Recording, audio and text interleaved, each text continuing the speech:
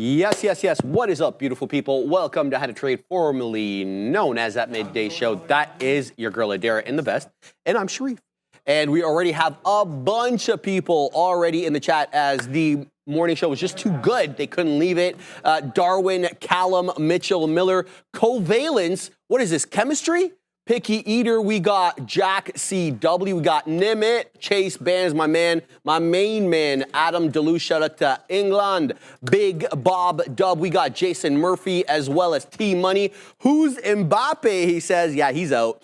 He's gonna have to reset there at Real Madrid. We got Pitch Bull, Anurag, the Pawns, the Fawns, the Piper as well. We got Leo, Game Day Football. I already like this person. Michelle Meir, Solo, Christo, we have Hey Davis, as well as Facts About Nothing. I like that one too. Crystal Ball, Mary L, Casual, Soze, Nicolas, and Anudeep T joining us today. Good morning. Good morning. How are you? I cannot complain. Why is your voice like that all of a sudden? What do you mean? It was different like 10 seconds ago. Sharif is laughing because, so in order to rest my voice, I was talking to Sharif in a deeper, like, closer to how I naturally speak. Yeah, I just teased. Because it would hurt less. And Sharif said, you sound possessed. Yeah, and I like the chat's going to say you're possessed. Yeah. So I'm trying my normal voice more than that. But shout out to Sharif.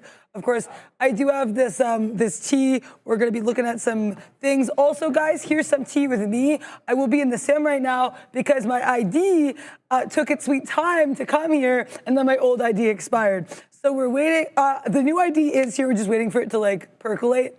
So hopefully within the next few days, but just wanted to let you guys know, I will be in the sim, but the trades will be real, and they will be made, well, they won't be with real money, but they will be made with real heart and real promise and prowess. Hopefully we'll try to do what you can.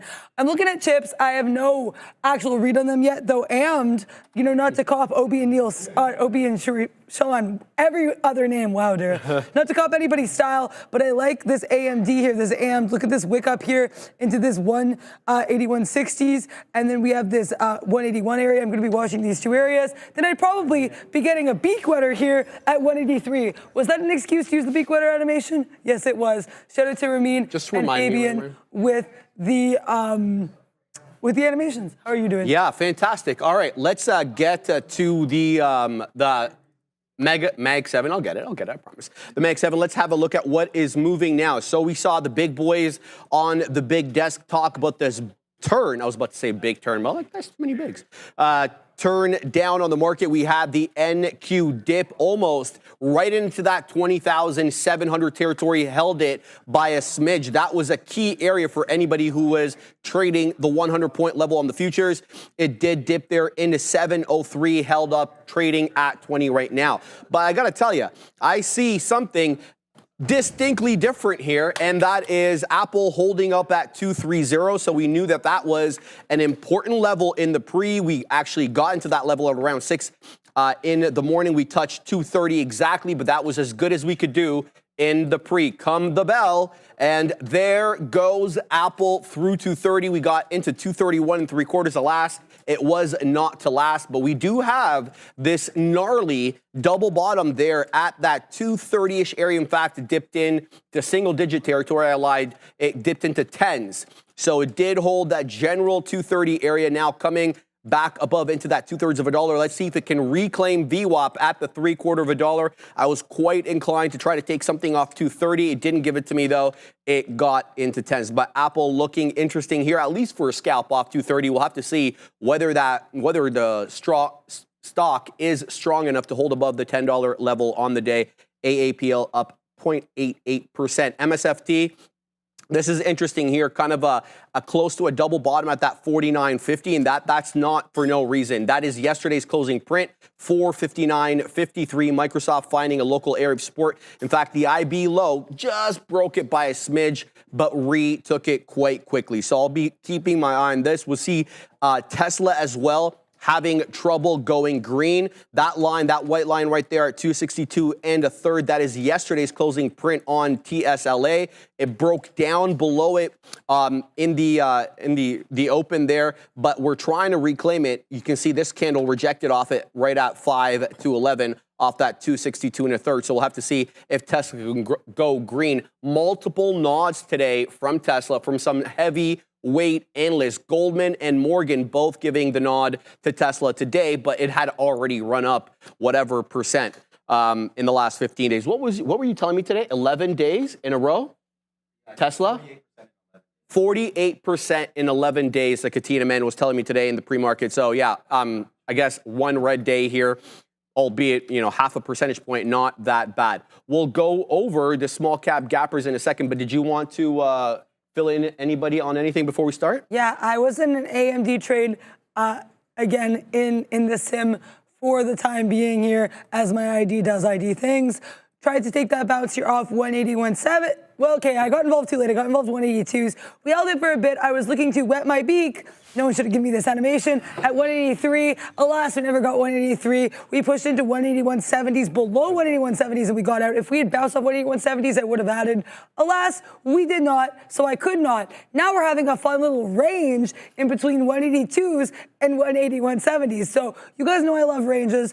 I will be probably hopping in that Range Rover to the downside and then to the upside as it ranges. If it stops ranging, that's obviously not going to be ideal. Now it's like AMD's like, oh, Jerry, you were right about the long. But you know what? It's all good, baby. Not all a dream, but we are going to be taking some trades here, hopefully having a dreamy day. Over all right, before we start the lesson du jour, I want to let you know about a small cap gapper that is absolutely in a state of pamp, KZIA. Up 306.25%, halted right now, looks like at 78 pennies. I don't have the halt parameter on my platform showing for whatever reason, but you can see void of any price action at 78 pennies. Watch out for this. Okay, so here's the deal. 167 million shares on a 78 penny name, okay? So not bad. The flow, decent. For a 78 penny name, about 104 million shares. For that, let's find out if the short float is, important or not. Let's shout out to Nos Boss and Trade Ideas for giving us access to that. And it's a negligible short float, about 0.1% of the float is shorted. So I just want to let you know about this one. Halted right now at 78 pennies. And here is the headline, in case you care. I don't, but KZIA Therapeutic shares are trading higher after the company announced results from its GMB Agile Phase 2 and 3 study that included an evaluation of Paxlovid versus standard of care patients with glioblastoma. That is obviously a type of cancer. So obviously cheering for this as long as it is legitimate. Legitimate headline, KZIA halted 78 pennies. But we have a lesson, and we're talking about this lesson over here. It's interesting. It's called Elliott wave theory, and we're talking about it all week. So obviously, it's kind of a very abstract type of thing to teach because, identifying the waves is a really tough thing. And, you may see it one way, I may see it another.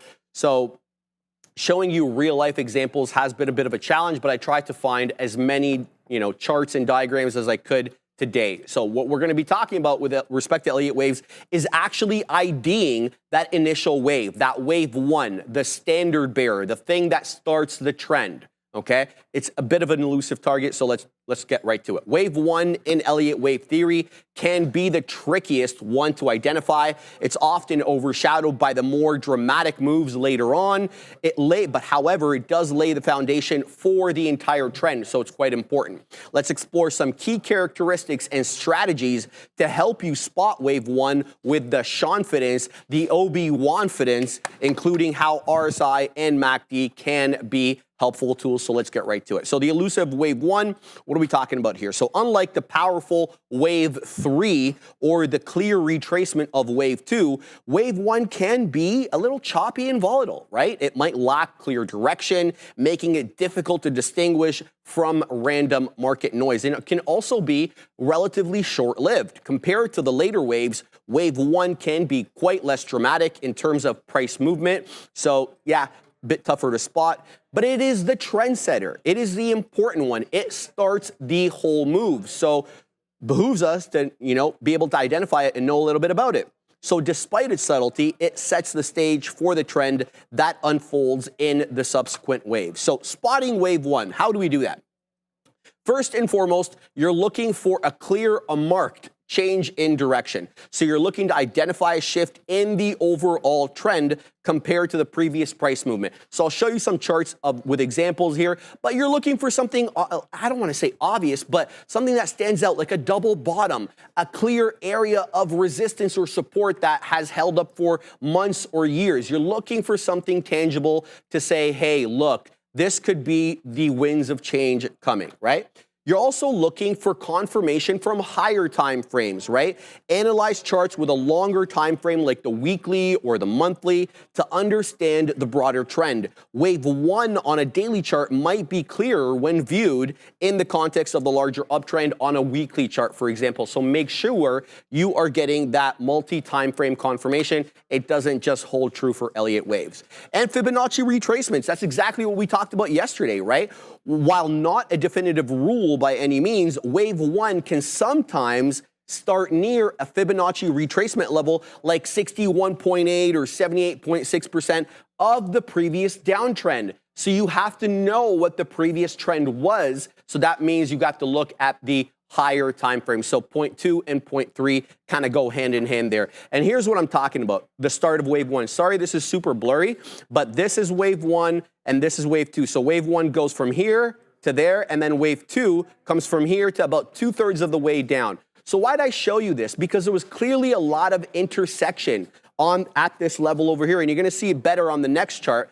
The reason I showed you is to show you, one, how, kind of convoluted it can look, wave 1 that is, with the rest of the price action, and to also make the comparison between the size of wave 1 and the size of wave 2. They should not be equal in size. In addition to that, you need to juxtapose wave 3 with wave 1. Wave 3 should be noticeably and fundamentally larger than wave 1. So just want to show it to you for that reason. Now, this is the one that I really like here. So you see wave 1 starts at that double bottom support area. Now we know that area was prior resistance. It flipped to support, so check and check. Now you know you have a clear area of support off which a new trend can start. So there you go. You get wave 1 starting from here to there. Wave 2 retraces back about 1/3 of wave 1, and then you get that monster wave 3 that takes you from, I can't see the price action there, but you guys get it. That's a big boy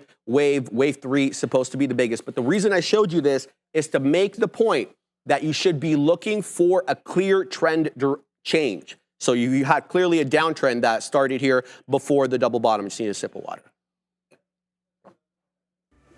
All right. Hey, Hydration Nation. Thanks, Ram. All right. So there we go. So you should also be looking to get confirmation with what you're seeing on the price action chart. So one of the things we've been talking about lately is MACD and RSI. So Elliott wave theory on its own can be quite powerful if used correctly, but combining it with other technical indicators can provide you with that valuable confirmation, especially when identifying wave 1. Here's how the relative strength the RSI and the MACD can be helpful. So first and foremost, RSI, right? You're looking for potential wave 1 starting at an oversold RSI reading like below 30 or on an uptrend, or an overbought reading above 70 on a downtrend. So you want to see the RSI coming out of 30, dropping below 70 at the start of wave 1. So when you look to the RSI, you're not looking to the RSI for to actually identify the beginning of the trend. You should be able to identify wave 1, wave 2, if it's already manifested, and then look to see what the RSI is doing at that level. Similarly to a moving average convergence divergence. A bullish divergence on MACD, a bullish divergence on the MACD can be a sign of a potential wave 1 on an uptrend. For example, this occurs when the price makes a lower low, right? But the MACD indicator makes a higher low. Similarly, a bearish divergence equally as important here, where the price makes a higher high, but the MACD makes a lower high on a downtrend, obviously, which can be a signal of potential wave 1. However, divergences never really guarantee anything. They're just another check mark to add to the list. And here's what it kind of looks like here. So you have wave 1 starting all the way back on the left. You can't really see it, but this is the most notable thing. This is kind of how you can tell the winds of change are coming. So you're continuing to get higher highs on the price action, and you get the forming of wave 5, but all the while you're getting higher highs on the price action, look what's happening on the MACD. You're getting lower highs. So this is price action MACD divert, or this is RSI, excuse me. MACD, or sorry, Elliott wave, RSI divergence. Similarly with MACD. And in this case here, you're getting the crossovers at the actual area where the waves are starting. So you're always looking for either the MACD crossovers or the MACD price action divergence. Just make sure you're using them correctly. And some additional tips here, volume analysis, super important, right? Look for a slight increase in buying volume on an uptrend or selling volume on a downtrend during wave 1, even if the price movement is modest. And candle patterns, right? Candlestick patterns, we talk about this all the time. Certain candlestick patterns like a bullish engulfing or piercing lines in an uptrend, for example, can signal a potential start of wave 1. However, always candlestick patterns alone shouldn't be the sole indicator. And here's what I'm talking about. So you have wave 1 volume, you get that initial pump up, and then you have above average volume on the move up. So look for above average volume to coincide with that wave 1 initiation. And similarly, look for bullish engulfing candles or any other type of reversal bullish candlestick pattern. In this case here, we know the bullish engulfing is essentially when the green second candle engulfs the first red candle, right? So these are the type of things you should be looking for. But always remember, guys, identifying wave 1 can be subjective. All of Elliott waves, I would submit to you, is a little bit subjective. Here's how to manage, though, the uncertainty. Start with confirmation, right? Look for confirmation of the trend reversals in the subsequent waves. By default, you have to allow the price action to develop to be able to do that. So you have to let wave 2 come in. You have to let wave 3 start, right? So a strong wave 3, obviously following a potential wave 1, strengthens the case. That, you know, presupposes that you've allowed wave 1 and wave 2 to develop and then gotten in on the formation of wave 3. And combined with other technicals, like I just mentioned, obviously, Elliott wave theory alongside other technical analysis tools like trend lines or support and resistance or whatever other TA tool you want to use helps you get a more comprehensive picture of the wave 1 initiation attack.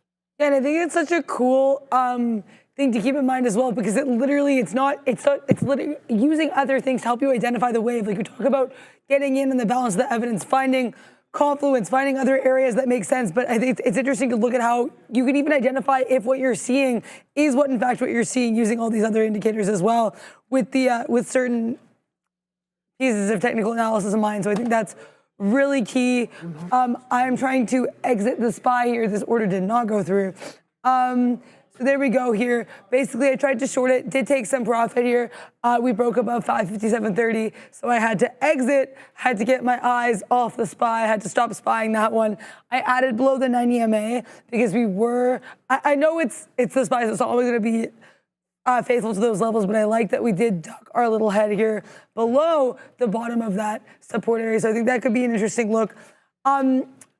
Yeah, it was a little bit rangy, so probably should have gotten everything out there, that 557, but woulda, coulda, shoulda. Happy I stuck with the trade. Again, guys, I am in the sim as my ID is taking a sweet little time.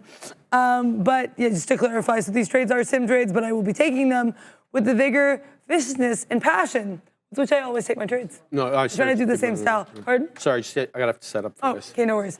But yeah, so we do have people continuing to talk to Jerome Powell. I put this in the chat, but it is hilarious to me. This is the second day in a row someone has complimented Jerome Powell by calling him boring. I love it. It is the funniest thing ever. It's so good. It's so beautiful. And he was like, you know, thank you. So shout out to Jerome. Thank you, Jerome. Also, someone earlier, Maxine Waters, was like, oh, look forward to working with you for many years to come. And I'm like, RBO, like, what?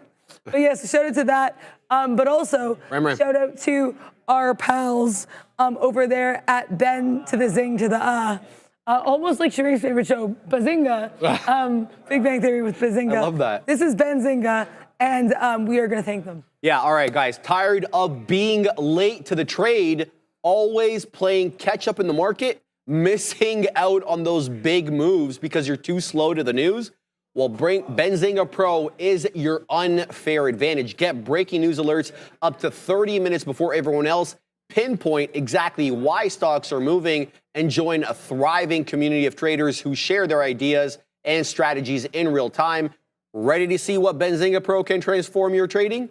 Visit benzinga.com/pro and get your free 14-day trial today. And, you know, it wouldn't be an ad read about Benzinga, Dara, unless, you know, I included you in this whole thing and let everybody know that you use it and you use it quite effectively every day. And I think you like it. I do like it. I use it very frequently. It is a really great tool to have access to. Shout out to our pals at Benzinga Pro. Bang. Always here. Are you going to bite that apple? You're going to take a chunk out of the red. I'm looking right at it. Here comes 231, guys, and 231 has been a bit of a resistance level. Sure, we got above it. We got to that 231 3/4. But initially, we tried to break 231 over here at 1/4 to 10. And then we tried again after dumping right at 10.40. We tried again over here at 11.15. And now we're trying again at 231. So a dip into 230 and then a retracement right into 231. Topping tail candles coming in. Look, you know, I'd rather, you know, take some sort of confirmatory trade on this name today. I'd rather it break 231 decidedly and then get in somehow maybe with a worse price and guess whether or not 231 breaks. If I had to guess, honestly, I'd say probably a bit of a range here on Apple, maybe until a more liquid time of day. We'll see if this the range gives us 50 pennies or $1, because most of the bounces here have been at that 50 penny area. The outlying retracement made it down into that 230.10, not even to the dollar. Gave us 90 pennies there worth of range on AAPL. Still up 0.9% on the day. This one getting the nod from Needham today. But still another kind of backhanded upgrade, to be honest, much like the one we got yesterday. Who gave Apple the backhanded upgrade yesterday? Piper Sandler giving them a backhanded upgrade yesterday. Today, Needham a little bit, you know, a little different, basically saying that Apple needs to expand its moat to get into digital advertising because of the 70-80% margins there. And anyway, so, you know, even they bumped up the price target from 220 to 260. So without its criticism there. Yeah, Needham. Who needs them? No, I'm joking. Right? I just made a Needham pun pre-market for Sharif, and I was like, I may as well also make one on the show. Also, I'm long AMD. I want to explain why. I initially wanted to short AMD. That was the initial plan. That was the initial impetus for a trade. I liked all these little boop, boop, boop, all these rejections of 183. I mentioned I liked the 183 when I was in that long before I got stopped out, and that I totally blame myself for my point of entry in that long was poor, to say the least. But why I wanted to get back in this long is because I said, if we break below that 182.50, given all of these topping tail candles, that's going to be a good area for a short, right? What we do? We get to 182.30 and we right back up with a viciousness. So I say, Dara, you know what you're going to do here? What? I'm going to go long. Yes, apparently having a conversation with myself. We are a cool 30 pennies in the money. I took out half the position. I'm willing to add again if we keep bouncing off 182.50s, 182.60s. I initially wanted to add at 182.55s. Then AMD got to 182.56. And I was like, wow, that is very petty of you, AMD, amped. But yeah, so there we go. Obviously, my average was better earlier, but I wanted to add to build into the position. I would love to see us break to 183. I'm going to try to add if we get to, you know, we'll do 69s, because what's life without whimsy, but also because it's right around that 70 area where I would like to add, because I do want to have enough that I can like start piecing out here 183s. Please just punch with AMD. I know I'll say avenge trades, and people have pointed out correctly that avenge and revenge basically mean the same thing. This is going to be a restitution trade. This is going to be, you know, when you have the restorative justice, when you have to like talk to each other. That's what this is. It's not a revenge trade. It's using the trade that didn't go well earlier and trying to work on it better. Sorry? That's some criminology right there. Restorative justice. Chung chung. Ooh. I was a criminology major in addition to like my love of the Law & Order franchise. I legitimately do have a major in criminology. So go crim, go law, go chips here too, because NVIDIA is popping, bouncing off VWAP here. I noticed this NVIDIA, this 134.20 area, kind of interesting. Well, I mean, obviously we've gotten above it, right? We got to 180, 134, 70s? But we have, every time we get to that level, we do wiffle waffle a bit, so it'll be interesting to see us usurp this 134 if we can. Also, If there's advent, says Darwin. I love a pun. Thank you, Darwin, for that one. Advent. We're gonna get advent because we're gonna take some advantage of this market. Darwin, you're gonna regret having said this. Thank you very much for that. AMD breaking higher. Man, do I wish I had more because I don't have enough for Beakwetter here. If I get out everything. Oh my gosh, AMD. I am pleased this punch, but I don't like what we're doing at 30s, so I'm gonna have to be getting out here at 30s. This was awesome. I'm really proud of what I did here with this trade. Nice, Adara. Thank you very much. This again in the sim, but this is what I'm trying to do is use these sim trades to beef up my trades once my ID gets me carded here in the club, in the trading club. Yeah, Alex Rader, I was making the Law and Order sound, the chung chung, that's what that was. But yeah, so happy to be here. Very pleased as punch. Currently, some more questions being asked for Jerome Powell about the target for quantitative tightening. We also do have Fed speak later, 2:30. We've got Bowman and we've got Goolsbee. And we also do have an auction, 10-year note auction at 1.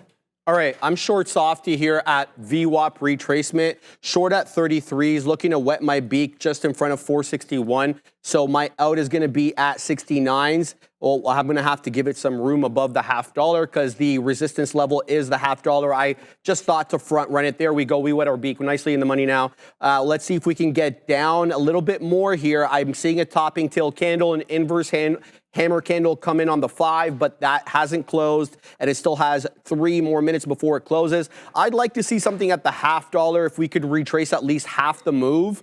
So if we moved up like from 459.75 to 461 general 50, I'd like to see something at 460.50 before I wet my beak there. Let's see over here, what are we at? We're in the 90s, so let's go ahead and look to cover 460, what am I saying? 460. And then we're going to sit Adara at 460. We're going to sit at 62s because what's life without MC, okay? We're just going to sit there. So see if we can get something in and around there. But the fight right now between buyers and sellers at the whole dollar still coming in. So we'll see exactly if we can get that retracement. The dead one, though, is Apple, I mean. Sorry, I keep forgetting that nobody knows what I'm talking about. Apple is right back into that 231. Look at the accumulation on Apple at the whole dollar, 231, random dollar, don't care. But what it's doing is it's putting in sequentially higher lows. So it feels like it's accumulating for that top break. On its way, maybe to the top break, is going to give you multiple opportunities to scalp. You'll be able to short around 231, maybe wet your beak for 20, 30, 40 pennies before maybe it does accumulate and get the break. And now we're above it right here, but we're not above it with any real distance. 1 penny, 5 pennies above that 231 level. We want to get that decided break and hold of said level before I get interested in possibly going long on AAPL. But before I get long on anything else, I want to see how this softy trade resolves. And right now, we're still staying above 461. So I'm trying to pack my patience on this one. We already took out 30 pennies, but I'd like to take a little bit more if we can get into that $0.50. Alas, that whole dollar seems to be finding some support at the moment.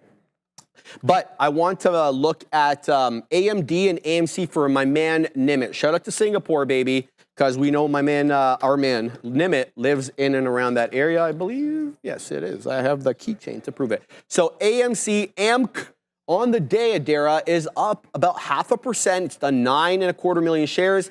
I don't see a discernible trend here. Nimit, I see some support off this 545 or resistance, depending on where you're coming from, the north or the south, but not a discernible trend that I would want to get involved in. GME, though, on the other hand, it's distinctly different, right? So shout out to the OB, the one, he is the Canob. This one has a nice higher low, higher high pattern going for it. In addition to that, it has this kind of, I was a previous level of resistance, now I'll flip to support kind of look. What do I mean by that? Look at these two crests over here at 26 bucks, clearly resistance. We clear 26, we get up into, oh, what am I doing here with Softy? Softy's going to get me in trouble. It's going through the $0.50. I'll have to cancel that in a second.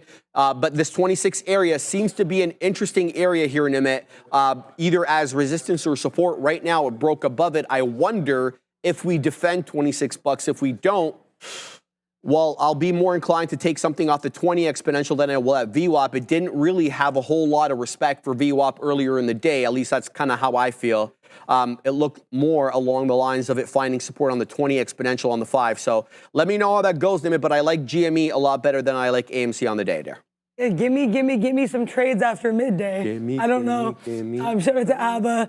Midday. If there's ever a ticker ABBA, I'm going to abuse that so much. I'll be singing that so much. If there's ever an ABBA ticker, you know what I mean? I'll be like, sure. Yeah, so no one should do that. Any IPOs out there. Really happy with this AMD trade again. I'm getting out of we are really, though, struggling with that 183.30, so I'm happy I took it out here. Now, though, AMD is doing something, I think, pivotal at 183 on the book. We'll get there. We'll bounce to 183.30. Then we'll sell off a little bit. Then what we'll do is we'll get a bit lower, then we'll come back to 183. So you might be like, Adara, then why aren't you shorting 183.30? I think if this thing breaks above 183.30, it's going to be nasty. It's going to be a mess I do not want to be a part of. If it breaks above 183.30, I think that would be fun. But I don't know. You know what? I don't think I'm going to get it now. But I do have plans to get involved here. 183.01s. Let's do that. Because I do think the long is the better case. In case you're like, well, you don't have to get involved in AMD. That is true. I accidentally shorted it. Okay, that is not the look. I forgot I have different keys in the sim than I do in the live. So that was a little bit of a fat finger. That was exactly flat though. So it was a flat finger. So happy with that. Obviously, I'm not proud of that. That could have been way worse. Things could have gone awry. But that being said, I think also this accidental short proved to me that I don't really. There's a little too much wild, crazy action happening here for AMD, for my blood at this moment. Sometimes Sharif says, too rich for my blood. So let's see how this goes here. Take a chance on me, says Darwin. Yeah, I mean, this is what we're always thinking to these markets. Okay, I really want to hear what do you want to talk about your Meta? Okay, so Meta just got into the IB high, so I put an order to short right there. We just scalped nice 25 pennies, well, more actually. But it's coming into my area. I don't want to stay in this. This was a scalp. If it breaks above 40, that's the end of the trade here, Adara. So we got short. I can't even see where we got short because of this thing. 24s, I covered. Where did I cover? I covered at 93, so not bad. Let's see if it can continue to go down. But Meta rocketed up. So if it continues to go up, that's going to be the end of my trade. It's a scalp, and that's really all I want to do there, Adara. I mean, I'm not going to judge any scalps over here. We love scalps. We have John Del Senio and some other people in the chat mentioning Super Micro. So let's see how Super Micro is. We did have that downgrade from Nomura. They said Nomura said Nomura to S to the M to the C to the I. Then SMCI was like, what do you mean a downgrade? Then continued to push higher here, bouncing off VWAP like a beauty. This is a nice look, not one that I necessarily have any levels on it that I see on the intraday, but I think on the daily, Number one. Sean actually took number one. Sean had a push back. No, but Sean has his own counter. You have your own counter as well. That's true. But I just thought it was really fun that Sean did a pushback. But no, I know I'm a little over-reliant on that 9 EMA. I've said that myself so many times. But sometimes levels come to fruition. And also, I love when it comes to confluence with some other stuff you see, right? Look at this. 875 area, we have a little bit of hesitation to the downside. Then we bounce like a beauty off this 769. Then we come again, reject off 860. Then we do something beautiful here. We're trying to bounce off 860 on the daily. I think that's a great look. I think the level we need to push above here that I would be aware of for potential resistance if you're in this SMCI long based on the daily chart. Watch out for 920. You've got $14 before we get there. But that to me seems like a little bit of an area of resistance. That being said, we've had these higher lows, so it could blow that top off the window. That analogy made no sense. Also, Darius Golden asking about my hesitation on AMD. Yeah, I'll tell you, I think that I really appreciate that question because I always like these questions too. It allows you to really think about what you're looking at. I'm happy I hesitated. So the reason I hesitated was I was initially looking to go long, get back long at the 182.30. Or 82.50, sorry. But every time we would get to that 183.30, which is the level I would want us to see break above, right? We would freak out and we'd leave. I tried to get long here initially at the 182.50, then accidentally punched short instead. was able to leave that short basically flat. But what I saw in that action when I got in the short was a rejection of 183.30 that was way too intense. I did not like how we were rejecting that 183.30, and so that was why I was like, you know what, Adara, wait, pause. Happy I hesitated. Honestly, too, Darius, a lot of my decisions are to be less on the chart and more on the book. So obviously, I looked at this chart because I loved that we had these topping tail candles, then we flipped long and we rejected off VWAP. There's things I saw there on the chart that made me initially look at the name, but my entry for the trade is almost always going to be based on what I'm seeing in the book. With that in mind, I am seeing lower highs in the book. So I would like to get in this long. Now, short. That'd be weird if I wanted to go long. I want to see another nice rejection of 183 before I fully commit to this trade, because I'd rather be committed with full conviction and full confidence than not feel as confident and have rushed in. Because we did bounce beautifully off that 182.30s. That was the same area we bounced off earlier, which gave me the impetus for that first long. So I do, with all these impeti, because I will not say impetuses, which is the legal plural of impetus, I want to be aware of these things. But you know what?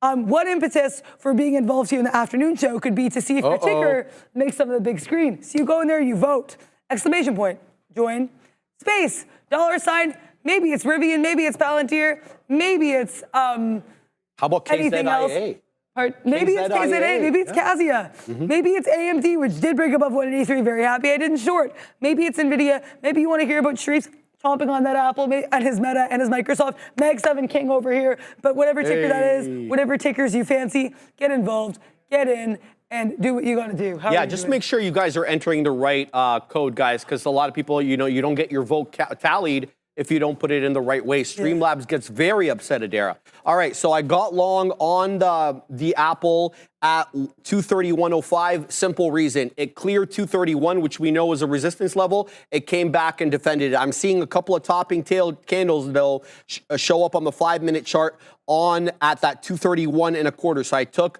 a 20-penny winner super quick, 05s long, 25s out. It's going to have to hold 231. Otherwise, I don't want any smoke. So if it breaks down into 230.95, that's it. It's going to be a scalp trade on this one. Obviously, I'd like to see this one clear the $0.25. We have a bit of a local resistance at the $0.25, 231.25. Can't seem to break through there. I apologize for the wicks. It just showed up on the dark pool there at that 214. As soon as I send it to Adara, I'll clean that up. But yeah, just take my word for it at the moment right now. Topping tail candle showing up at 231.25, and the previous 5-minute candle 231.26. So clearly a seller of note at the $0.25. Depends now whether buyers can overwhelm set sellers and allow this one to weasel its way up near high day, which is right now at 72s. Here we go, 20s again. Let's see what happens. I want to see the book here at the $0.25. No size of note right now, at least on the ask side of things, looking to see if there's any bids moving up with me. That's also void of any big bids moving up with the price. So a little kind of trading area of indecision here. So now I have to adjust my stop because I did have it at an undesirable area. It was because of the full position. So we're going to go ahead 230.92, and then we're going to get out 230.88 if it does break there. So there we go. We adjust the stop, and we'll keep tabs on that. Softy, though, interesting look here. It did breach the volume weighted average price, but look at that. So this is what I was trying to short. I was trying to short because of this level right here at 461 1/3. It was a bit of a pre-market. I don't want to say top, but top end of the range, at least from 7 a.m. till 9:30. We couldn't really decidedly take that level. And it was also VWAP. So I said, fantastic, let's get in at that level. I was able to scalp, but the bamboozlement is fast, real and furious. It got up into 461.90, and I didn't want any of that smoke. But there you go. The idea was right. The execution was poor. Down goes Softy into that 460 2/3. Big boy candle, more than $1 on that 5-minute candle right there as it gives back the ghost on VWAP. So we'll have to see whether this one can hang out. Back to Apple here, south of the whole dollar now, 231. Below it, it's going to have to hold above 92s, or that's going to be the end of the trade. So we'll keep an eye here to see if any bids move up. Yeah, well, it looks like I'll get stopped out for the remaining amount, but that's all good because still profitable on the name. Let's keep an eye on some of the more of these Mag 7 names over here. Yep. Meta coming into my purview, took a short on that for a scalp. Look at this topping tail candle into 535.5. That is ugly. Now I want to see if 533, excuse me, and a half holds up. Why? Because it was the top end of the pre-market consolidation range. It is a closing prints on the IB high. So we clear it by some distance by breaking through 534 decidedly into 535.5. Now, if we come back to it, are we using it as support, or is this just kind of more action noise? So packing my patience here. I want to see what Meta does, but up nicely, 3/4 of a point. Yeah, great look there. Also, I was just thinking about something, and I want to know your thoughts on this. You trade a lot more Microsoft than I do. What's up? But I've noticed when you trade Microsoft, I would call it like a secret bamboozler. Like it'll be so calm for a while, then all of a sudden it'll be like Microsoft, and then it's like weirdly, because unlike NVIDIA, which is kind of consistently, or Mini and Tesla, which are kind of consistently a lot to deal with, Microsoft will like give you a false sense of security. It's like, oh, I'm moving like normally, I'm moving in this way, and then so yeah, when that chart just reminded me of that. So yeah, I was, because I know you trade more Microsoft than I do, and that's one of the reasons I am not a huge fan of entering those Bill Gates. Adira, can I mention your trade? Please do. I have to mention Kazia because we're above $1 now, so this is a fundamentally different trade here. KZIA. You know, a lot of people will have opinions on this about whether the trade is different above $1. I think it is, just because of the 4 decimal places and how that ends up messing with the bid and the ask. But there we go, a little zig, a little zag, a little above $1, a little bit below. We'll have to see that if this one can clearly take the dollar. We've been watching these style of trades about these sub $1 stock approach the buck and how they've been trading. You know, some of them clear them with vigor and you're able to use that dollar as support. Some zig and zag and you can't really get a read. And I would basically submit to you guys right now, we haven't got a read. We got to $1.08, but as quickly as we get to that $1.08, back down into 94, 95-ish we go. So I need a clear break or reject of the level so that I can kind of gauge how to trade this. But fantastic look. This is another 300 some odd winner. What was the other one yesterday? You're always good with the SNGX. SNGX, thank you. SNGX. 405% today for KZIA. SNGX no slouch either, baby. It was doing its thing 25 yesterday. And so we'll keep an eye on that because, I like 25, right? Oh, yeah. So KZIA, Adira, I didn't mean to interrupt you, but I just want to mention it because it broke $1 and it is a good trade. Definitely don't worry about interrupting me. If something happens, we got to know about it. Also, I have 2 trades to talk about. One of them I'm still in. That's going to be this year's Cybertruck. This is my first Cyber trade of the day. I've never done that one before. But yeah, I'm in Tesla. I'm in this Tesla. And it's not Stressla, but I'm seeing stuff on the book that does not leave me super impressed. I'll put it that way, okay? So what am I seeing, you may ask, in the book that makes me go, arr? So I basically watched us at 263. I do not want to get in at 263. I said, Adira, wait to see what we do here at this little bottom here around this 262.75s. If we bounce, you bounce into the Cybertruck, you get involved. We did, so I did. But then what I'm seeing here that I dislike is now I think we're edging lower in a way that makes me think we're going to flip from support to resistance. And why I say support is because look at how many times it's forward to support the pre-level. This is the level I wrote on my tickers to look at, which is my version of Sean's sticky note, though it is not published. It is a Google document where I write fun little notes to self to learn from my trades. With that being said, we broke decisively here below in a way I did not enjoy on the book into that 70s, so I shall be getting out.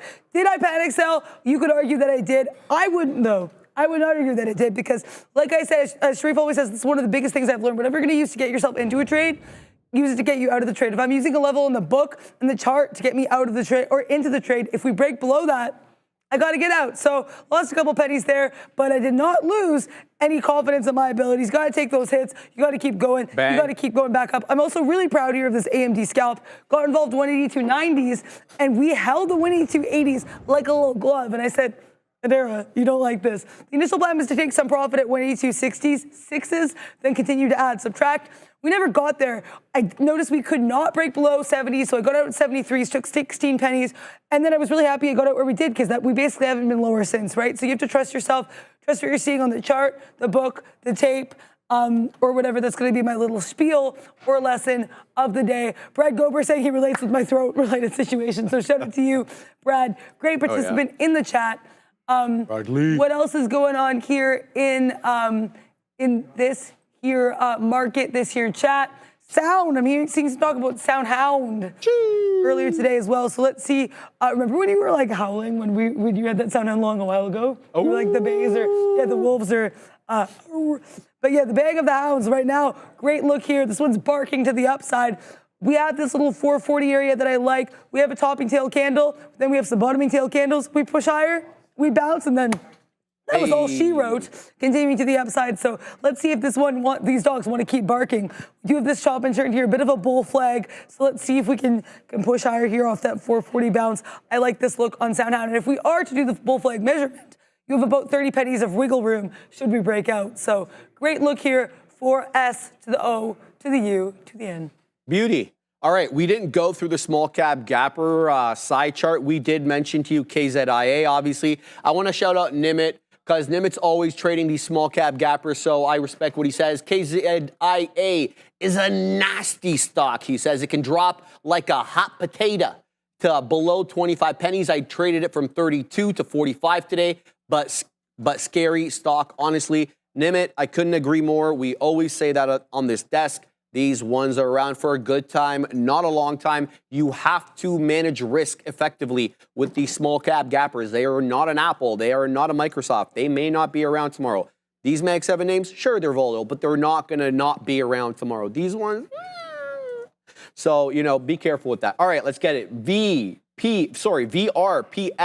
Is this one that was up a zillion% yesterday? No. No, that was SNGX. This one, yeah, thank you. This one was good. Not yesterday, the day prior. It had a decent move. Ended up closing at $1.15, $1.20 range there all day yesterday. Didn't really do much. But today is a different day, baby. Up we go again on VRPX. Let me give you the deets on this one. All right, here we are. $6.5 million market cap. Needless to say, that is tiny. 104 million shares traded today, and the float, a decent 2.4 million shares. So that's small. That's a small float, in case you're wondering if you don't have context. So let's find out the short float on it. VRPX, shout out the NOS boss and his crew, 1.17%, not negligible, but nothing really of note. Now trading below the volume weighted average price, and so I won't be taking it as a breakout trade to the long. VWAP here, 255. It'll have to reclaim and hold above that level if I am to view it as such. However, that does not negate the range trade that can be had on these small cap gappers. And you're seeing it right here. Look at that trough that found support at 210 generally. And then look at this pre-market top area. Well, it's around 210. It's a general area. So support or resistance flipping to support at this level. We'll see if it can weasel its way back up into VWAP and whether it'll claim VWAP or use it as resistance. If it does, we can short it. So VRPX, decent look here. Keep your eye on that one. VVPR also was good today, about 47% and change. This one, though, much like VRPX, breaking down below the volume weighted average price, looking to find some support here on that yesterday pop, that 4 p.m., whatever, 4:20. This one got moving in the aftermarket and did find resistance at around 350, 355. Lo and behold, this is where we found resistance on the day today. So keep your eye on that. Good area here for a possible jump long. Longeveron, we all know about this one. We have all been talking about it all day. It did a good move yesterday, and it's continuing that move today. Bigly. This one is, it was a glioblastoma, was it? Longeveron? Yeah, no. No, that was that getting that designation Thank you. For its Alzheimer's treatment from the FDA. Yes, thank you for that. It was Alzheimer's. I forgot about that. Decent move here. This one closed out. Yeah. Oh, I didn't get it there, but now I got it. All right. Yeah. All right, I got it. I have no words. All right, remember, come back to the chart. 288 was where we closed out yesterday, and it got into about 7.25. So great look there as well. Much like the other ones that we talked about, broke down below VWAP. So I'm very hesitant to take it on any sort of breakout trade. It'll have to be a range or a reclaim VWAP. This one is really interesting, though. It's quite expensive, and it's quite spready, so be very careful with this. LNTH, this thing's $105. This thing closed out at yesterday $77. It just got to $105.68. It's at $102.47 right now. VWAP is at $99. This is an interesting resistance flips to support. Look at that 169, 103 quarters. That's where we topped out at. That's the IB high at 935. We break through it. We get to 105 and 2/3. Lo and behold, this bottoming tail candle finds support at 100 basically 101, 103 quarters there. So fantastic look, but it's quite spready and it's very expensive. So be very careful with this one. Let me give you the details on this one quickly here, if I can find it. Here it is. So 31% on the day, as I mentioned. The volume decent, about 4 million shares, $7 billion market cap. So it is not a small cap gapper, and the float is 67.5 million shares. And here's the short float. Let's find out. LNTH. Decent, not bad. Here, about 5 2/3% of the float is shorted. So we'll have to see if this one or may have already squeezed. Let's look at the daily chart on this bad boy to find out what this one can do. So we definitely have resistance at $100. That goes back to May of last year. We haven't been at these levels since May of last year. So I think this is all-time highs. Let's go to monthly. Yes, this is all-time highs for this name. So this name is obviously a real name, and I had no idea about this company. What the hell does this company do? Lantheus Holdings is a radio-pharmaceutical focused company. The company is engaged in delivering science to enable clinicians to find, fight, and follow disease to deliver patient outcomes. Okay, so they're in the healthcare business, and definitely an important one to look at because they're at all-time highs, baby. LNTH, big move. Nice, yeah.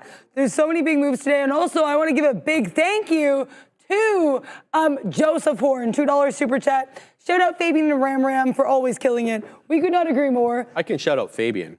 Okay, yeah, because he and Ram are having a fake beef right now. And I say fake because it is all love over here on Trader TV Live. Exactly. And they have like a funny little back and forth beef there. Also, that reminds me, there's another chat I loved in this chat that made me laugh my head off, and it's from Gucci Loud 805. How many gigabytes is RAM?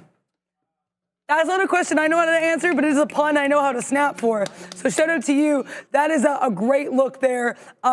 As you know, puns can be great looks too, not just good, man. I loved it. I enjoyed it. I was getting loud for that pun from Gucci She wants Loud. 1 trillion. That's what she says. 1 trillion. Half of $1 trillion. All right, Ram. Who are you, Meta? What's going on? Yeah, but okay, Get I'm it, going to use the Adara. beak water animation. I did wet my beak here on this T to the S, the L to the A. I wanted to get out of this because I didn't. We got above 263, took some profit at 263. I'm going to get out now. I don't like how we keep wiffle and waffle in here. But happy I waited to see that other break above 263. I have no qualms getting out where I did. I am, in fact, qualmless because I can get back in if we keep bouncing up 263. But basically, Tesla's getting so waffly with 263. I was long, then I flipped short. Then I flipped long again because I was like, and I stand by the flip short because at that time we were breaking below the 262.80, but I said to Dara, if we keep holding this 262.80, you owe it to yourself to go back to your initial thesis was long 262.80.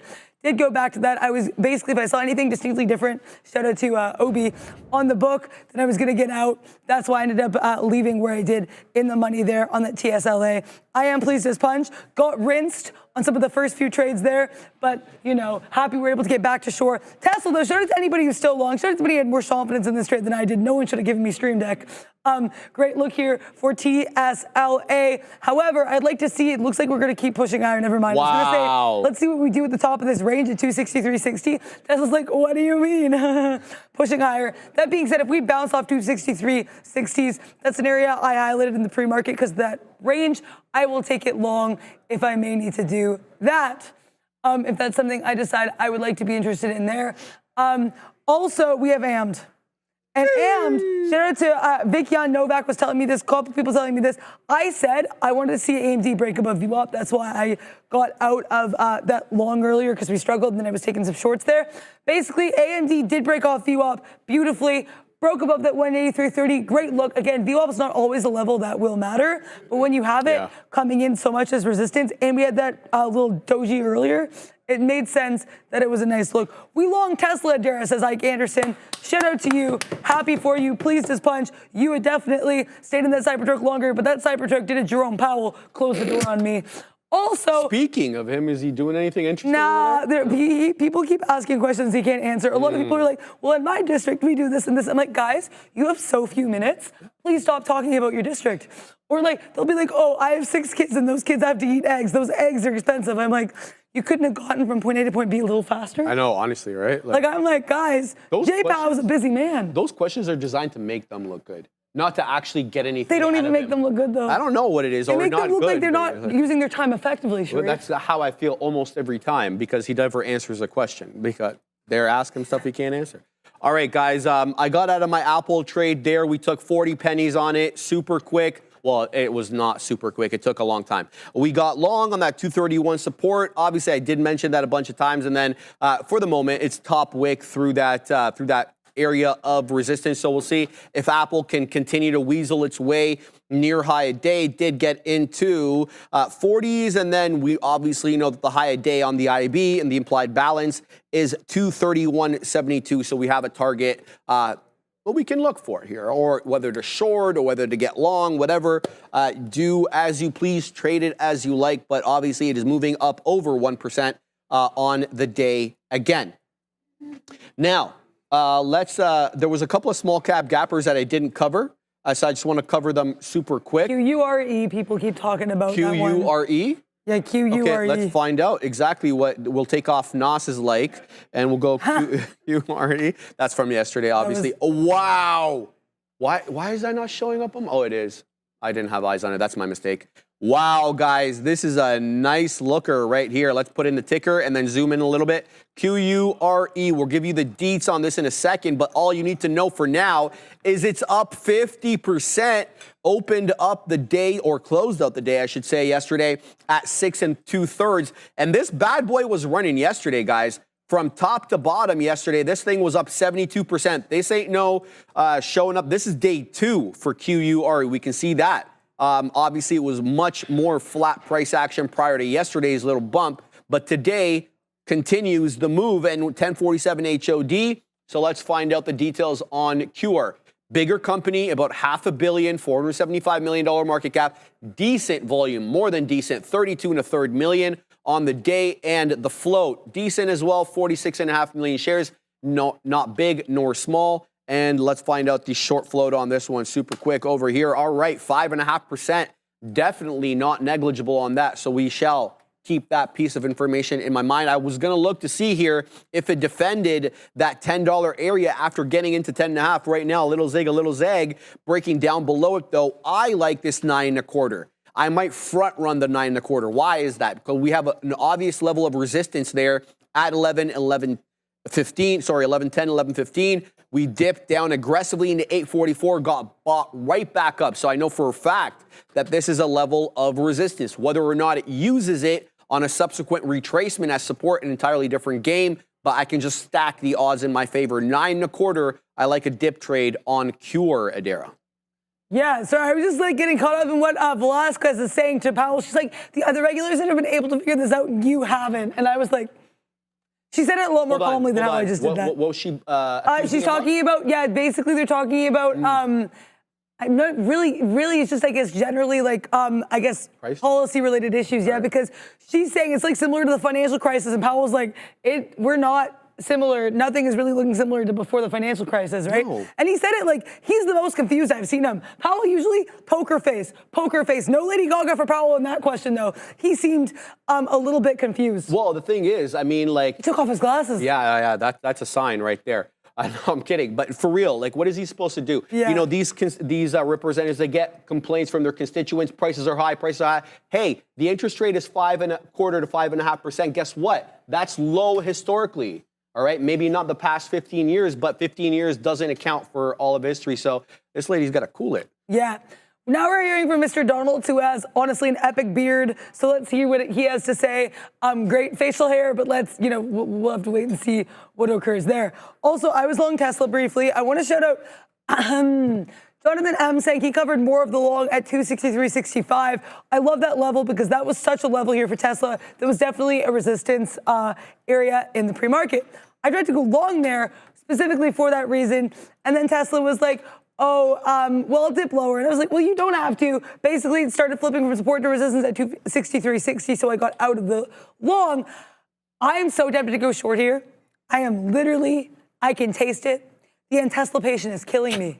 But I don't want to participate just yet. Why? Because we are seeing higher highs and higher lows. We're bouncing off the 90 EMA. This is really not the vibe. If I did take this short, and believe me, I can taste the rainbow. I want to take this short so badly. I don't know why I use a Skittles analogy. I would be getting out here around that 263 because that was a huge area. We had to like work our tail off to get above that. So work our cyber tail off to get above that. So that'd be an area I'd like. If we bounce here as well off that 263.20, that could be the impetus for a long. Basically, what I'm trying to say right now is Tesla, I'm only interested in playing a range. I do not see, again, shout out to anybody who long this name. I do think there could be a breakout. Right now, for my purposes, for the way that I trade for my scalpy little self, I would rather be taking these range scalps and keeping things on look, watch that way. Tilray, apparently, in some of these other weed movies, getting a nice little high here right now. Tilray was just at high of days. I know yesterday they published this study, Tilray themselves did, showing apparently, or they said there's some like, lots of interest, I guess, in the medical side of things. But yeah, okay. I don't even think it's that. Remember yesterday we got the, hold on. Didn't the Senate pass a bill to prevent the Department of Health and Human Service from reclassifying? Yeah, they were. Not Department of Health and Human, who was it? The DEA. Yeah, they were not down for rescheduling. No, right? So I don't know where all that leaves us. Well, anyway, weed is strong today, guys. Let me show you the watch list super quick over here, Ram. The only one that's negative, the only two that are negative are Evergreen and Grow Generations. They're down 2.5 and 3 3/4, but everything else, Tilray, Cron, MSOS, MSOX, which is the triple levered ETF, Cureleaf, CGC, Aurora Cannabis as well. Look at ACB up 8%. Oh, baby. Dancing right now with 8 and 7.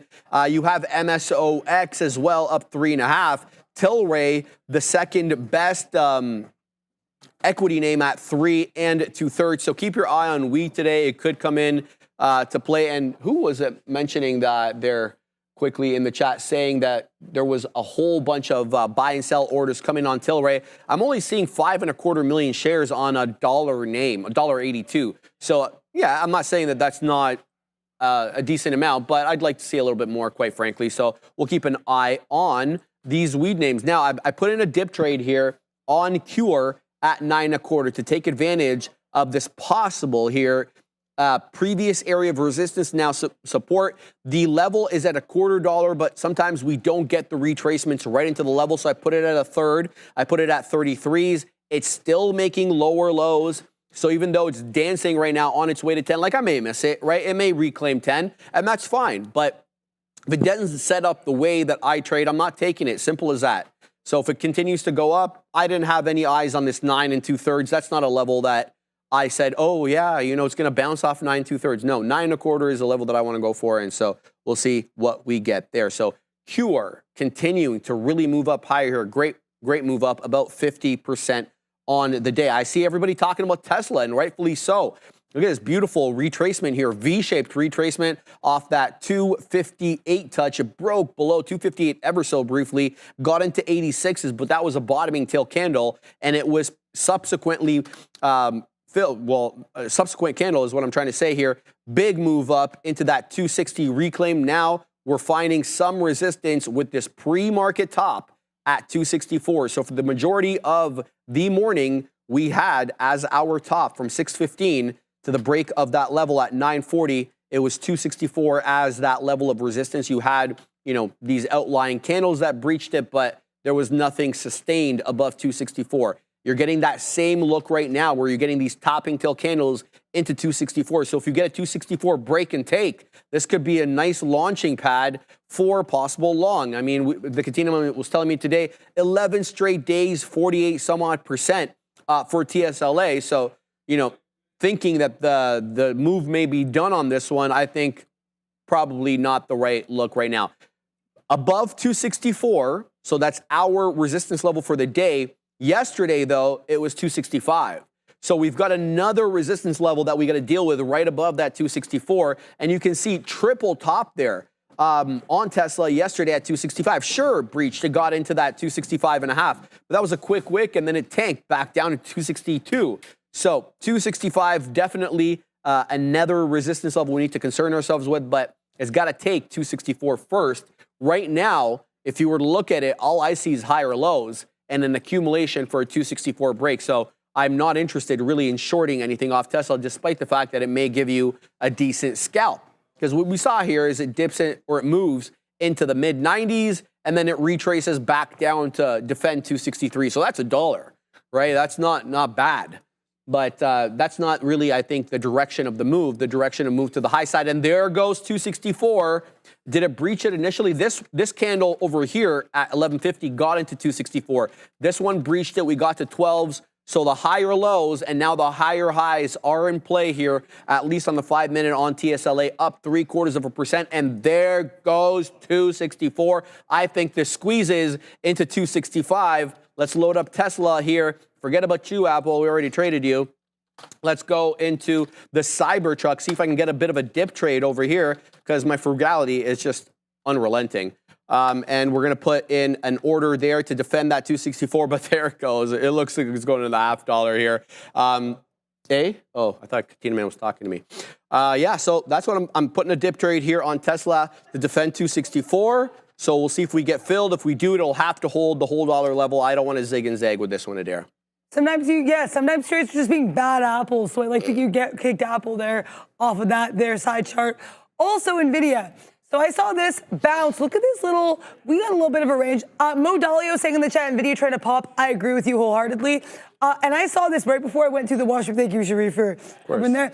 I was like, I like that 134.25. But I didn't want to, even though I know I'm in the Sims, like, oh, Dara. But I was like, I don't know why that was the voice I used.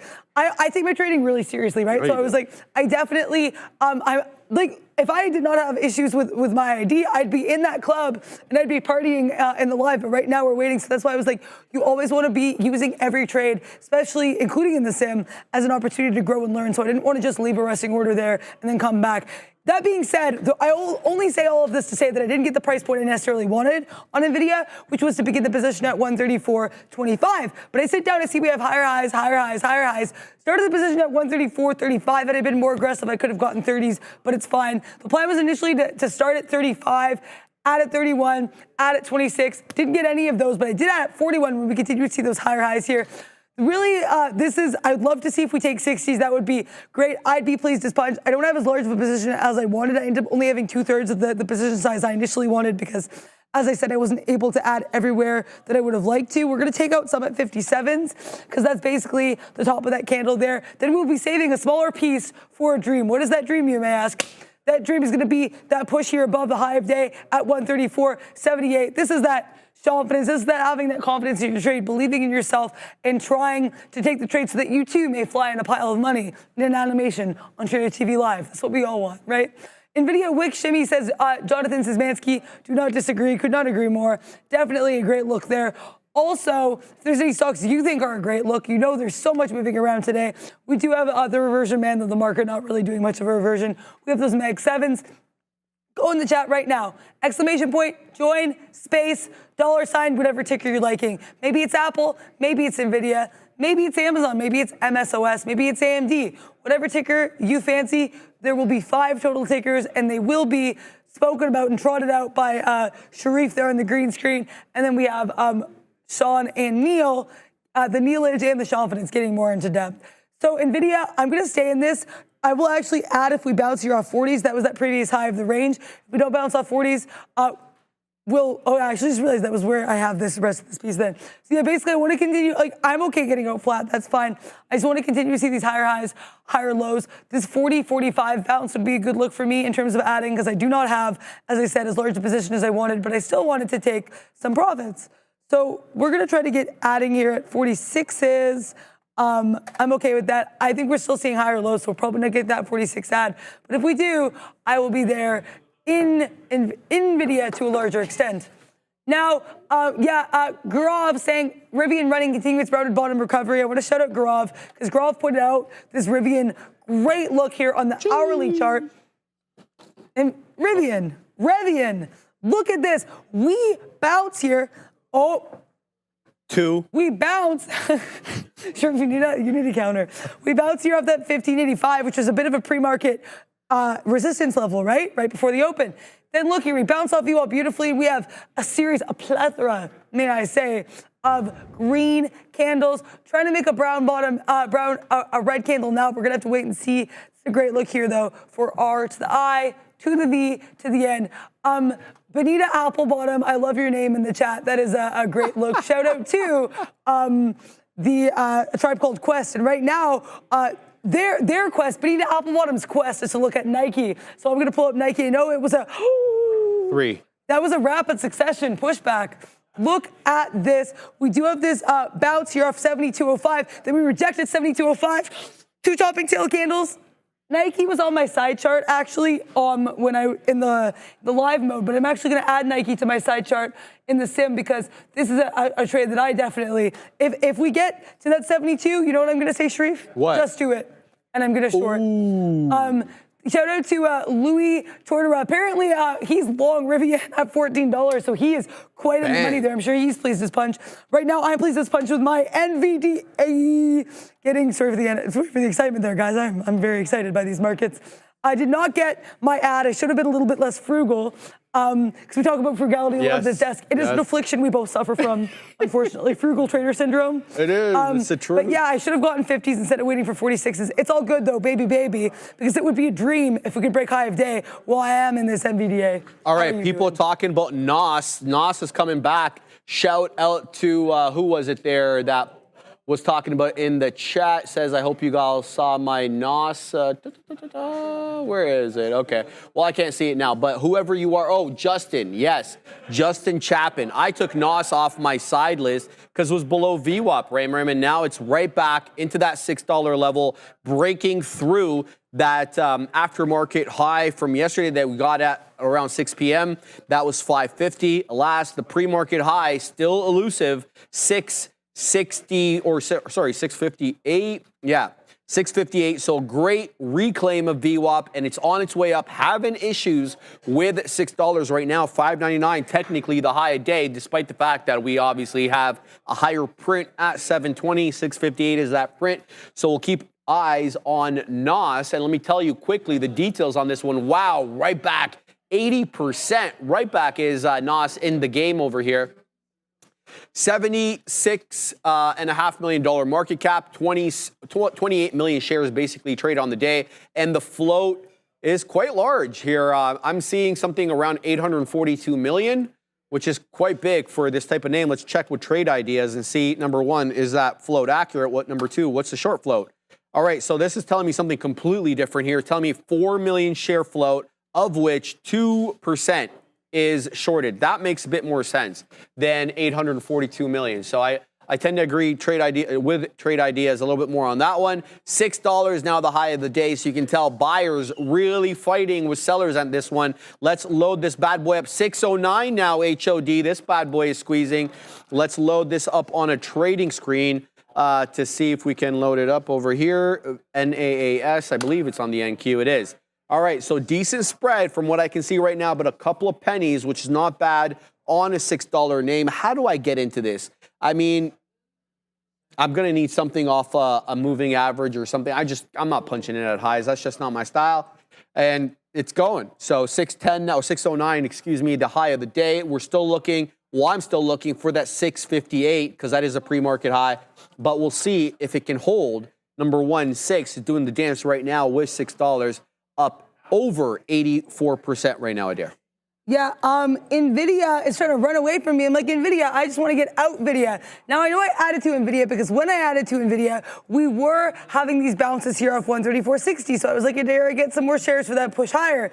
Then what NVIDIA does is it breaks below 134.60s and we have this. Oh, NVIDIA, I'm so proud of you. I got my wick into 134.52s, then we break way lower. So I'm really proud of this. Again, mostly flat on that average, but I cannot be too disappointed when I trust my read on the book. When I saw those lower highs in the book in NVIDIA, I said, Dara, you owe it to yourself to get out NVIDIA post-haste. That being said, now we're trying to bounce off 134.50 again. So I think we still could push higher. For my taste, for my trading style, I was uncomfortable and not in like you want to be uncomfortable in trades. This was like, get me home. You know, that was kind of the vibe. So, and we are continuing to have a bit of a wrestle here with that 134.50. So let's see who ends up winning out in the ring fight here between the Bulls and the Bears at 134.50 slash 134.60, because that's kind of the range of this. But there are some interesting things I want to take a look at. AMD has been mentioned so many times. I totally see it. And sorry, guys, we haven't taken a look at AMD in a while here. But AMD, to call this one bamboozling, I think would be the understatement of the century. Waffling around this 183, trying to pop higher. This is a thing where I would probably stick to scalping, because AMD does not have a sense of AM direction. And I don't know where this GPS is going to go. We try to wick lower here, but we continue to bounce off that 182.50 area that has been such a great area of support throughout the day. So I think, honestly, I would be playing this as a range around this, below this VWAP area, but it is one that is so bamboozling, it's a little bit hard to know which way this one wants to go. I guess we'll find out, Lisa, soon. But how are we doing here? Fantastic. All right. Obviously, Neil off today, so no Neil's lesson of the day, which typically takes place around noon. So we're going to start the lesson a little bit early for the second time around. So let's do it. We're talking about Elliott wave theory all week. Today, we'll get a bit more nuanced and talk about how to identify wave one. Apple bottom beans, boots with the fur. What's going on? What happened? Here it is. Apple aims to ship 10% more iPhones in 2024 after bumpy 2023. AI features expected to boost demand. Targets 90 million iPhone 16 units in later half of the year, reported by Bloomberg. That came in exactly at 12:16. Let me make sure that it didn't come before that. Apple is absolutely pumping to the high side here. We're going to have to interrupt the lesson to load up the dead one. Definitely not dead. Apple's laughing at you for calling it the dead one there. I was like, it's all good. Let's load up. There it goes. Obviously, every higher print we go from here is all-time high for Apple. Watch out, though. Mean reversions on these trades are real. They're fast. They're furious. Make sure you are managing risk, guys. On AAPL, 1 2/3 as it goes here. Big boy news coming in out of Cupertino, California, right back down into 232. So you can see the book and the tape moving like crazy right now. And that's because the algos are responding to this news and they're trading it in whichever way that they're programmed to trade. So be careful with this one. You could get stopped out before it ends up moving higher. We'll see whether it even ends up moving higher. Maybe this was already priced in and now we sell the news. Who knows? So keep your eye on AAPL. I'll start the lesson. Yeah. And then if anything important, just interrupt me, obviously, if I will let you know. It does anything crazy. Yeah, of course. All right, so wave one in Elliott wave theory can be the trickiest, wave to identify. It's often overshadowed by the more dramatic moves later on, like that wave three. But it lays the foundation for the entire trend. So it behooves us to know a little bit more about it and how to identify it. So let's explore some key characteristics and strategies to help you spot wave one with confidence, including the RSI and the MACD, which can be certainly helpful tools. So the elusive wave one, right? And we say elusive because you'll see in a second. So unlike the powerful wave three or the clear retracement of wave two, wave one can be choppy and volatile. It might lack clear direction initially, making it a little difficult to distinguish from random market noise. And it can also be relatively short-lived. Compared to later waves, again, like wave three, wave one can be quite less dramatic in terms of price movement, but it is the trendsetter. Right? It is the one that starts the trend, so we have to respect it for that. So despite its subtlety, it sets the stage for the trend that unfolds in the subsequent waves. So we got to know a little bit more about it. So what strategies are there to spot wave one? Well, first and foremost, you need to, hey, Neil's back. Welcome back, brother. Welcome back, Neil. Too much exuberance there. I am exuberant, I just can't express it. Tease you. All right, look for change in the direction. So you're looking to identify the overall trend compared to the previous price movement. So by virtue of that, you have to look back to see how this instrument was trading in the past, which requires you to look for multi-time frame confirmation, which is the next point here. You need to be analyzing these charts with a longer term time frame in mind. We're talking about the weekly, we're talking about the monthly, in order to understand that broader trend. Wave 1 on a daily chart might be a little clearer when viewed in the context of the larger uptrend on a weekly, for example. And Fibonacci retracements, funny enough, factor in here, despite the fact we talked about yesterday, for a completely different purpose.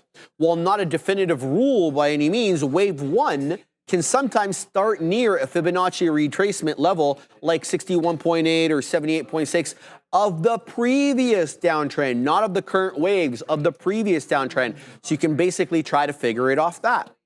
And so here is what we got. It's a blurry picture, so I do apologize for that. The reason I showed you this is to kind of show you how convoluted wave 1 can look like. It's so, kind of ensconced with the other price action movements there that it's kind of hard to identify.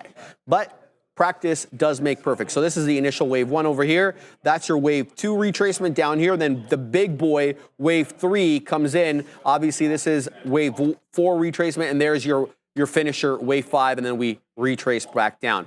The reason I've shown you this chart over here is to show you that point 1, when we talked about strategies for spotting wave 1, look for change in direction. Well, here you have a gnarly change in direction. You got a big boy down move and then a double bottom that forms in a clear area of support that we know was prior resistance. So check and check. The winds of change have come because, well, the downtrend is over, and it's at a key area of either support or resistance, depending on whether you're going long or short. So this is kind of, again, what to look for. You're looking for it to establish itself at a key area on the chart. So we always want more arrows in our quiver, and analyzing Elliott waves using RSI and MACD helps us do just that. So Elliott wave theory on its own certainly can be powerful, but combining with other technical indicators can provide valuable confirmation, especially when identifying wave 1. Here's what we're going to do. We're going to look at how to use RSI and MACD to analyze that wave 1. So for RSI, you're looking for a potential wave 1 starting near an oversold RSI reading, which is below 30 for uptrends. Conversely, for the overbought reading, which is above 70 for downtrends. So what you're looking for here is like just kind of what I showed you here, for there to be a clear area of support. Then you're going to look at RSI. Well, is the RSI coming out of that 30 from the south to the north? Is it coming out of that oversold territory? That's another check mark if it is, right? It's a balance of the evidence thing. So keep that in mind. MACD, also an important tool when trying to identify wave 1. A bullish divergence, for example, on MACD can be a sign of a potential wave 1 on an uptrend. This occurs when the price makes a lower low, but the MACD makes a higher low. Similarly, a bearish divergence where the price makes a higher high, but the MACD makes a lower high on a downtrend can signal a potential initiation of wave 1.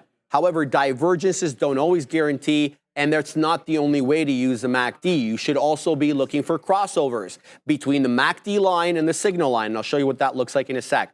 First, we'll look at the RSI divergence over here. So basically, you have higher highs on the price action, but you end up making lower highs on the RSI. And then look what happens subsequent to the formation of wave 5. You get that big boy correction. So in addition to using RSI for overbought, oversold looks, you can use it just in the way that I explained with MACD for price action RSI divergence.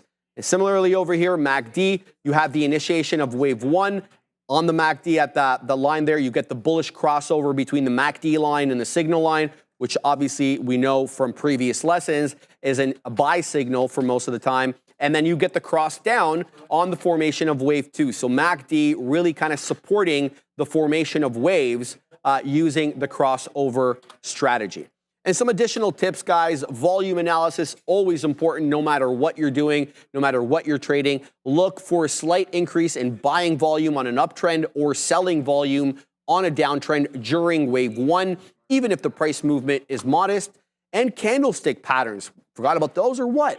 Certain candlestick patterns like bullish engulfing or piercing lines on an uptrend can signal potential starts of wave 1. However, always remember candlestick patterns alone should not be used as decision. And here it is. You get that initiation of the wave and you get big boy volume. And then you get the continuation, wave 3, you get more big boy volume. So always keep, you know, an eye on the volume analysis. And here is what a bullish engulfing candle looks like. It's not the only one you should be looking for. It's typically any bullish reversal pattern for candlesticks that you should be looking. We gave you 2, the piercing lines and the bullish engulfing, but no means an exhaustive list. And remember, guys, identifying wave 1 can be subjective. I would submit to you that most of Elliott wave theory is quite subjective. Here's how to manage uncertainty. First and foremost, start with confirmation. Look for confirmation of the trend reversal in the subsequent waves. A strong wave 3, for example, following a potential wave 1, obviously makes the case a bit stronger. And always combine with other technicals, whether support and resistance or trend lines, Adara, to get that more thorough confirmation. Yeah, I agree, because you want as much, again, the balance of the evidence, right? It's literally what, it's funny, as you said it, Jerome was saying the balance, and I was like, oh, Jerome and Sharif are speaking in unison. I like it. Jerome's in the house, watch him out. So, so I guess we're bound to always talk about these lessons here on the market. We are. Yeah, making a very old Kanye reference there. But yeah, shout out, thank you so much, Sharif, every day for putting together those lessons of the day. Those Elliott waves are certainly really important. They can help you prevent from getting rinsed, especially if you do have, I've used the wrong button, I meant to use the rinse button. But please vote, guys, for real, seriously. Absolutely. TSLA, AMC, GME, what do these tickers have in common? They're all tickers that you can vote for. As long as the ticker has some movement, you want to see it on the big desk, discussed by the big kahunas, you go in the chat, !join, space, $, whatever ticker you are looking at. I would like to talk about my Tesla short briefly. So I got involved here. Honestly, I want to say I'm proud. I know I am in the same as I wait for my ID to do its thing 21. But I did my thing 21 here in Tesla, 263.21. I am proud of myself. I have not taken any trades today that I would not have taken in the live. Bang. I'm taking trades. It's the same thing that you said when you were having your like issues with the system or whatever, not letting you in. It's like, you have to continue to use every opportunity to build on your style, to build on things that you would do. Now this Tesla, I want to see what we do. If we come back to 60s and we bounce, I'll be getting out. If we come back to 60s and we reject, I'll be adding to the position. Did it take out some profit here? I want to wait and see what we do, because last time we rejected off 80s, so I'm trying to be a little bit more patient. I had the short last time, would have worked, was not nearly patient enough here. Looks like, though, Tesla wants to be out of that Cybertruck potentially. Let's see what we do here at 83s. I know I'm giving this a little bit of wiggle room with Tesla. Sometimes I think you have to. That's my issue with some of these trades. The Tesla's been a little bit herky-jerky. I've not given enough room. Might have arguably given it too much room with this trade today. Weirdly, we have got like an 11 penny spread. I can't tell if this is the actual Tesla spread or just things are looking different for me on due to the fact that it is in the sim. But I will say, yeah, I have not been looking at the P&L. I've been trying to honor that, because that's something I've been doing in the live as well. Probably should have just scalped everything out in Tesla here at that 63 level, but woulda, coulda, shoulda. What you do is you learn, if Tesla's being this volatile, I should not be leaving B quitters or pieces for the dreams. I should be getting in and out like a little skier. Slalom, a little bit of zig, a little bit of zag. Have you ever been on the moguls? Pardon? Have you ever been on moguls? I've never, no. Yeah. I had a teacher who swore up and down that he went backwards on the moguls. I don't know if I believe that. This was prior to, Did I see that accurately? Big Kyle Burdett has now graced us with his presence, $5 super chat. Welcome back, Big Kyle. I got your message. I know you want to take some time off. People have been asking about you in the chat. I told them, Big Kyle, he be doing some R&R right now. Welcome back, my man. SPY looking to get short if 559 and a quarter does not get taken. First trade of the week, been taking a break. Shout out to Big Spile Burdett, as Adara calls him. Adara, did you see that we made new all-time highs on the NQ September contract? Yeah, and I mean, you know what? All I can say is all in a day's work, literally all in a day's work for the Qs. I remember on Monday, we were like, oh, like, you know, what was happening last week? We're like, oh, it was like, you know, Friday, there's moves up. Ramin's like, oh, it was kind of boring. We're like, Ramin, new all-time highs. And Ramin's like, the market does that every day now. Right. So it does feel like that. So yeah, I mean, definitely shout out to Ram and Fabian. Shout out to I can't believe I just said Ram. Shout out to everyone in our community. But yeah, like for real, these Qs. Our community, this community keeps pumping to the upside for sure. Can we tell them what Ram said to us this morning? So we're trying to get we're trying to elicit from Ram what stock she invested in. She won't tell anybody. And then, so we said, Ram, can we get a hint? Can we get at least the sector, you know, the industry, something? You know what she said back? Do you remember what she said back? If I make money on it, I'll tell you. It's like, well, that doesn't work around here, like, because you got to tell us before. Otherwise, we don't really know if you got involved, right? Isn't that how it works, Ram? Isn't that how it's supposed to work? So, yeah, that's the look there. All right, so let's keep going. Over at, I want to point out the future because we did break that 20,800. Let's see if we come back to test it because we have this attempt over here right at 1010 that got into basically 20,796 and we rejected. So we did come into 20,800 before we reclaimed it. I think we've gotten 16 points above it now to 1675. Let's see if it now acts as a level of support. While Adara was dropping hot lines, I did take a quick scalp on Apple. This level over here I like as previous resistance, so clear it. I'm looking for it to act as support. I got long at 231.60s. I was able to wet my beak into the 90s there. I obviously would have liked to hold it a little bit longer because it did make its way up into the $0.25. 232, go Apple, go. It's on the way to the $0.25 again. Shout out to the Katina man. What's going on that desk? Where are you long? 231.60, the Katina man. Shout out to him. Hope he prints on that. Goes without saying. And Neil just sat down. Oh, baby, we're going to have a good afternoon show.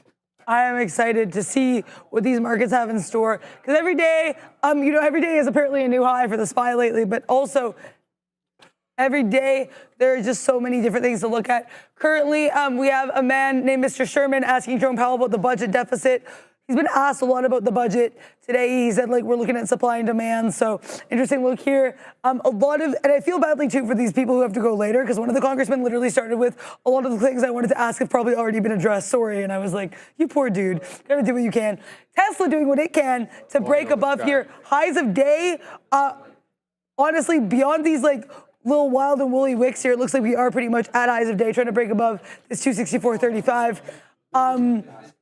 Let's see. I am proud of scalping it off the position where our low is level since that 263, but I should have taken out everything there because, wow, that Cybertruck wants to vroom to the upside. That Roadster going 0 to 100 real quick. That is a great look for this here market. So trying to take the trading turtles in the chat as well. So Trenda, who gave you a computer?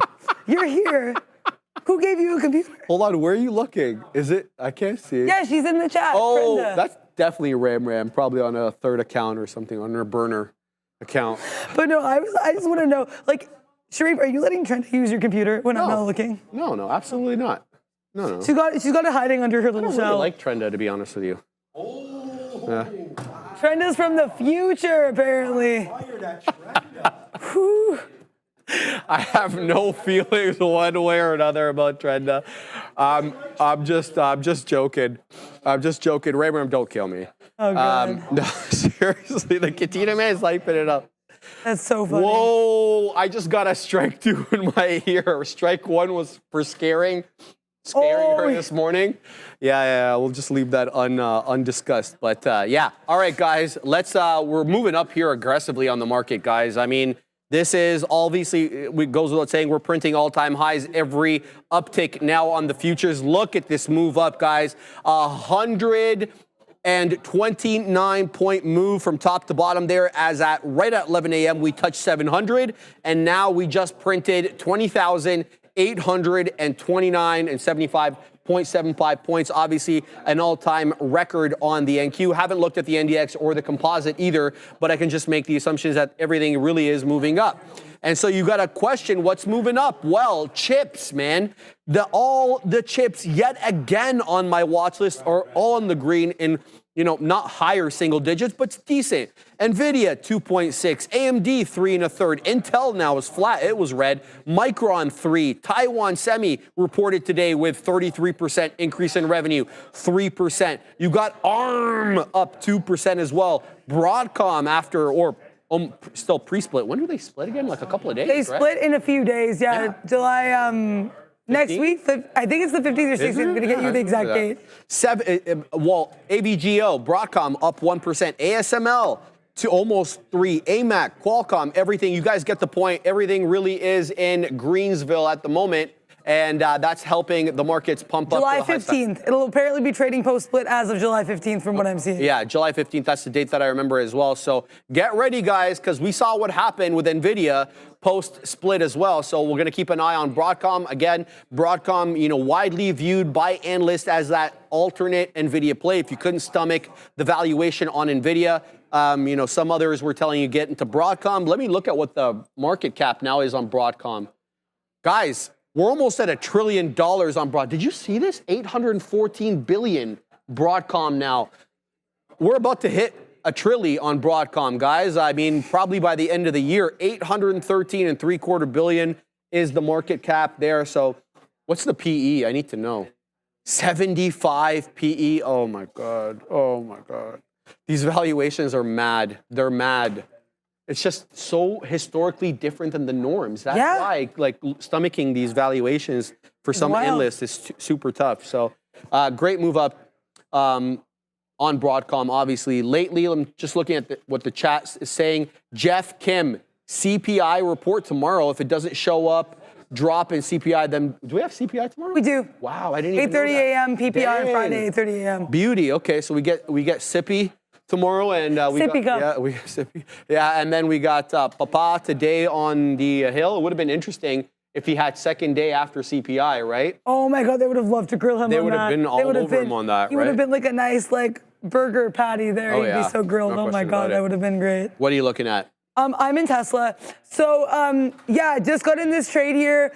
I saw some stop loss in there. Yeah, the only reason I wasn't in any trades is because I've been scalping in and out of stuff. So I've just really been trying to take trades as I see them. But what I'm seeing right now in Tesla is lower highs, and as I say that, we pop back up, it's fine. But basically, this Tesla spread has been getting, I'm not gonna call it spreada, it's not spreada. But basically what I saw was I took out 2/3 of the position at 40s.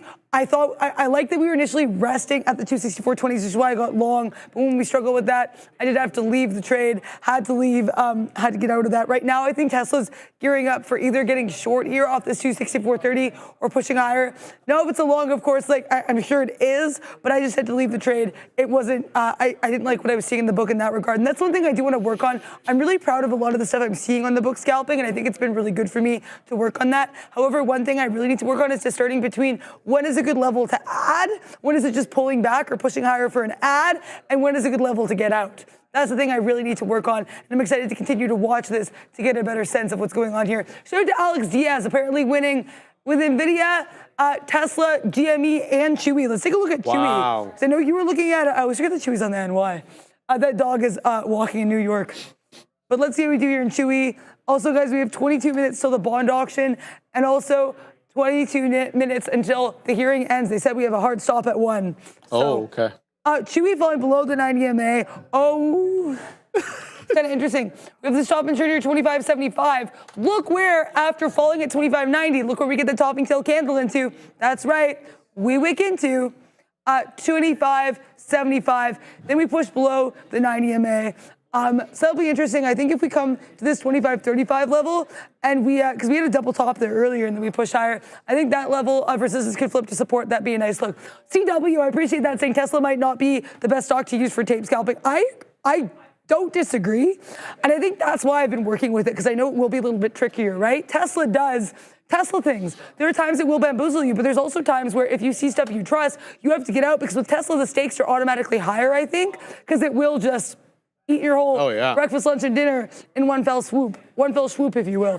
So that's why I really, that's why I like working with Tesla. But I really appreciate that. So it's a food for thought. It's something I've asked myself as well. I've liked working with Tesla on it because it does give you that movement and those opportunities to see some things in real time. Now, not everything is gonna work out or be real, and that's the thing I also have to work on, is discerning and filtering out between what these real meaningful moves are and what's just noise. So do not get lost in the sauce. But that's why I like Tesla, because there's so much sauce to get lost in. There's a whole pot of sauce to get lost in TSLA. So trying to work out of that. How is your Apple doing? Speaking of sauce. Yeah, we're like that. 20 pennies in the money here off 10 exponential dip on the 5. I'm talking about the 10 exponential moving average on the 5-minute chart. And those will always be the solid green lines on all my black charts, okay? So anytime you see a solid, not dotted, solid green line, or solid yellow, solid red, solid blue, all the solid lines are moving exponential moving averages. So I said, look, you're getting a hammer candle here forming on the 10 exponential. Go dip trade super quick. The market's strong. So I did a scalp out there super quick. Now what I want to see is, number one, does it break through 232? It's having trouble now holding or breaking above 232. So I'm going to give this a tight range because it's going to have to hold above the 10 exponential. I'm not looking here for 20 exponential retracement. So I'm going to move up my stop now because it was at 69s. I'm going to put it now. I'm long 82, so I'm going to put it at 74s. So we're going to 231.74, and then we're going to get out everything. Oops, I put 213. Oops, there we go. I'll get it, 231.74, and then we're going to get out everything at 231.70. So we'll give a 4-penny spread for the out, but I really like it to hold the 10 exponential here and retrace above the 232. So scalped out, but looking to wet my beak some more. A couple of things here that I want to mention. That softy finding resistance for whatever reason at 462.5. You have multiple candles that have wicked in there that haven't been able to breach it. The other one, 135 on NVIDIA. Look, it hasn't breached it yet. It's accumulating to it. You're seeing some, not all, topping tail candles right there at 134.95, which is technically the high of day. I don't think I want any smoke shorting NVIDIA at 135, at least not on a resting basis, especially with this umpteen amount of higher lows that have been essentially put in since the IB low we printed at 935. Every successive trough has been higher than its predecessor. We're at the high of day right now. We're looking at breaking 135. This thing's up already 2 2/3 on the day. So what strength for NVDA, no question about it. I think it's just a matter of time till we get that breach of 135, I'll get it. All right, keeping my eye here on AAPL because that's a trade that I'm currently involved in. It's still holding above the 10 exponential on the 5. It's still making those lower lows and lower highs since we got that news about the iPhone shipments right at 12:15. That was exactly, well, almost half an hour ago now. In case you were just joining us, here is the headline that came in on AAPL. Apple aims to ship 10% more iPhones in 2024 after a bumpy 23. They're crediting AI features, which are expected to boost demand, and targets about 90 million iPhone 16 units in the later half of the year. I personally, and this is not financial advice, I was talking to the Katina man about this. I told Brendo about it. I want to be in Apple for a couple of quarters after the release of the 16. The reason is, you know, early adopters, they'll wait outside the Apple store. You know, they'll buy it early. They'll get it through their carrier. People like myself, you know, last time I got the 13, I got it in the April after the release in October. So we need a few quarters to realize the purchase or to realize some of the revenue generated by the purchase of the new iPhone. So I'd like personally to be in Apple for a few quarters to benefit from that super cycle. We'll have to see if it works out that way. The market has a way of making you feel very stupid sometimes about your decisions in here. Oh, does it? That's one of the best parts of it. Speaking of which, Tesla made me feel like a little bit of a cuckoo for getting out of my long a little bit earlier. But Tesla 165, that rejection was massive. I was interested in the long if we bounced at 264.40. Bang. We did, but Tesla would not let me into the Cybertruck. And I was like, knocking on the door, says, guys, come on. And Tesla was like, Adara, you had your chance. I'm like, that's okay, Tesla, I respect you, respectful. But Tesla now getting that break above 265 after that failure. 2 levels to watch out for that we bounced off of and were rejecting off of earlier. That 264.30 was 40 area, that was a great bounce. 265.70, 264.70 was a great bounce. A little disappointed that I was not able to get filled on either of those, but c'est la vie. We push higher here. Tesla grinding to the upside, trying to break 265.30. as we speak. Now we still have the hearing going on. We have Mr. Foster asking some questions. Also, it's really funny too, as they introduce each congressperson, they'll be like, the gentle lady from whatever state, the gentleman from whatever state. I'm like, it's just an interesting little formal introduction. Oh, yeah. I wasn't expecting it. But yeah, so great look there. Nvidia broke 135, says Warren. Warren Buffett, no, I'm joking. But shout out to you, Warren. Great look there. This was another, honestly, happy I got into this one where I did because I knew it would have panic sold, but so I was profitable in this name. But these grinds are interesting. I should have definitely had more of should have had my eyes more on this one. This is definitely, I've been getting into really taking screenshots and reflecting on the trades because I've really been trying to learn and journal more. So I really wanted to be learnal. Journaling? Yeah, I do a bit of journaling. Say something. I don't know, like I want to do more of it for sure, but it's been really pivotal. I keep saying pivotal, but it's been really pivotal, I think, to have these opportunities to reflect on the trades. And figure out, what's going on and what the decisions are. But yeah, Nvidia right now continuing to struggle with 134.98. Let's see if it gives up that struggle unless those longs break through the door of that 135 area, because that would be a great look. Sean got out of Nvidia here, so shout out to the Katina man. Here it is. This is the Katina man's trade on the monster Nvidia. Let's zoom in. This bad boy over here. This is what I think people say, keeping a stock in the corner and not letting it off the rope. This is kind of it. Every dip he adds, and then the pops, he wets his beak, and then every dips he keeps adding. So there you go. It gets out at 135 as it just 134.97. Obviously, that's the same thing as 135. You were like, what 133.10, 133.05? What was the initial long there? This one over here. 133.20 is the Katina man was long, and then is the green. What's his the blue line, Katina man? VWAP. So look at, he's adding at every successive VWAP dip. So that's a plan. I do like that, man. That's fantastic there. Shout out to Katina man. Absolutely, beating up Nvidia, taking it to school there. So shout out to him. I did get out of my Apple trade at 232. Reason I did that, I noticed. We were popping into 232 and there was a whole wall of selling. So I said, no, this isn't for me. So I did cover my long at 232 for a 20 penny winner. It's breaking down now, going right back into that area of support that we talked about earlier at 231.5. This is where we got out last time on our 231 dip trade. We got out the $0.50, and here it is coming right back into the $0.50.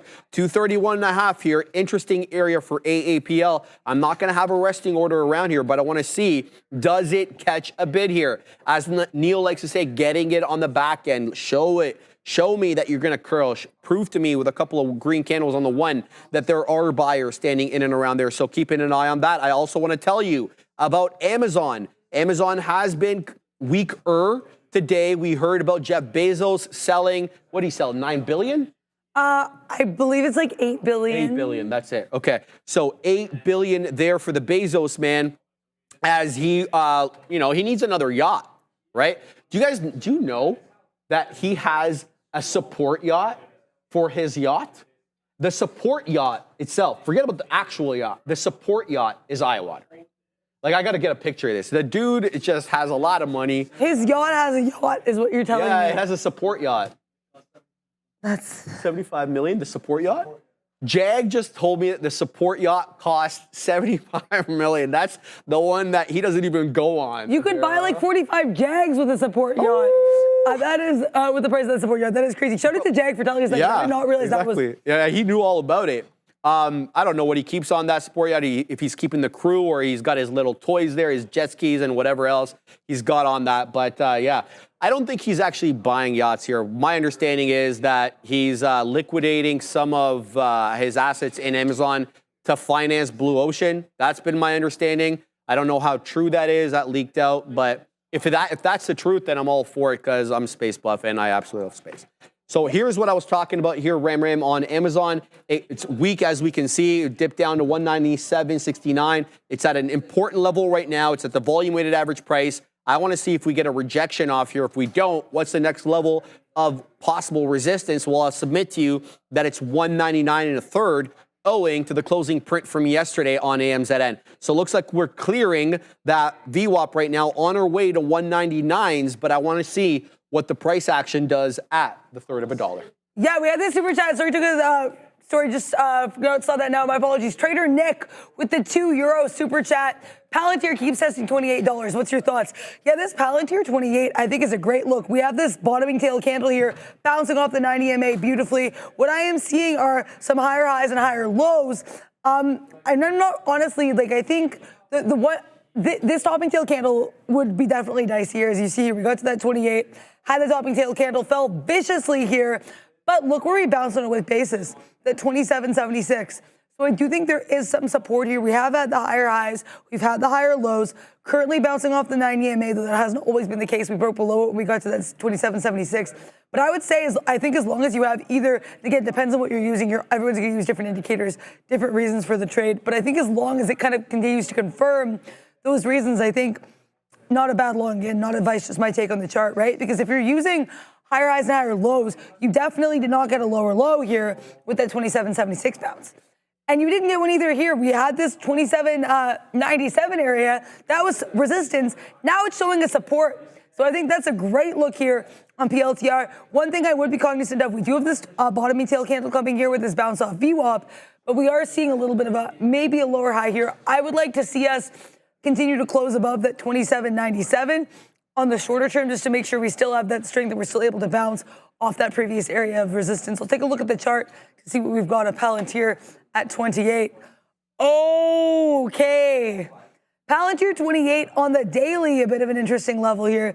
I think it is nice to see that we're bouncing off the daily around that 27.40 area, which is an area we've certainly wicked into previously going back to March 7th, 2024. So I don't think that's a bad look at all. But then this 27.97 area on a closing basis has proven to be a little bit slippery for Palantir. We closed nicely above it here on Monday. So we didn't close nicely above it. We wicked nicely above it on Monday, looking into 28.27s, but we ended up closing lower. Then we had this bearish candle, and now we're back again. So I think I would really like to see this close above that 27.97. I think it does look like it could be a bit of resistance on the daily chart to be aware of. Yes, Luke Schoen, thank you for reminding us we do have that 10-year note auction. I have my financial juice ready to see when that happens here. We have the last few questions coming in from our senators, not our senators, but these senators, not senators, so the Congress people, because they have until 1 p.m., then they have a hard stop. So AMD I want to talk about. I had a short on that. Definitely was a little too short-lived, was my short. But I basically got involved here, like that 184.20 area, because we did have that kind of resistance here in the wick. I was like, hey, if I see something I like in the book, I'll take it short. I did. I saw that we were really struggling here with that 184.20, so I took it short. Took only 30 pennies. Should have probably stayed longer, but I wanted to make sure I could do everything with the chat. It was a bit of a quick scalpy scalp. But AMD, you want to bounce off 183.30? That was a massive area of resistance. Everybody in the chat and their mother's fourth cousin's dog, as to use a Sharifism, was by AMD 183.30. AMD 183.30. I was like, AMD 183.30. This level was screaming at you like Maria and the Sound of Music from the hill. The AMD was alive with the sound of 183.30. So this level here has been so key. If we break below it, a short is in short order. I will be taking a short. If we bounce, I'll take it long. Right now, though, I like the short case, and I'm willing to take it into 183.50s. Lego AMD. I'm going to take a smaller position here on this. And as I do that, AMD pops higher. So this might have been ill-advised, but you have to see what you like. To me, I know it was a VWAP bounce, but I really did like the way that we were rejecting on the book. So we'll have to see how this works. I have 20 pennies here to wait. So we're going to wait and see what we're doing here. A couple pennies in the money.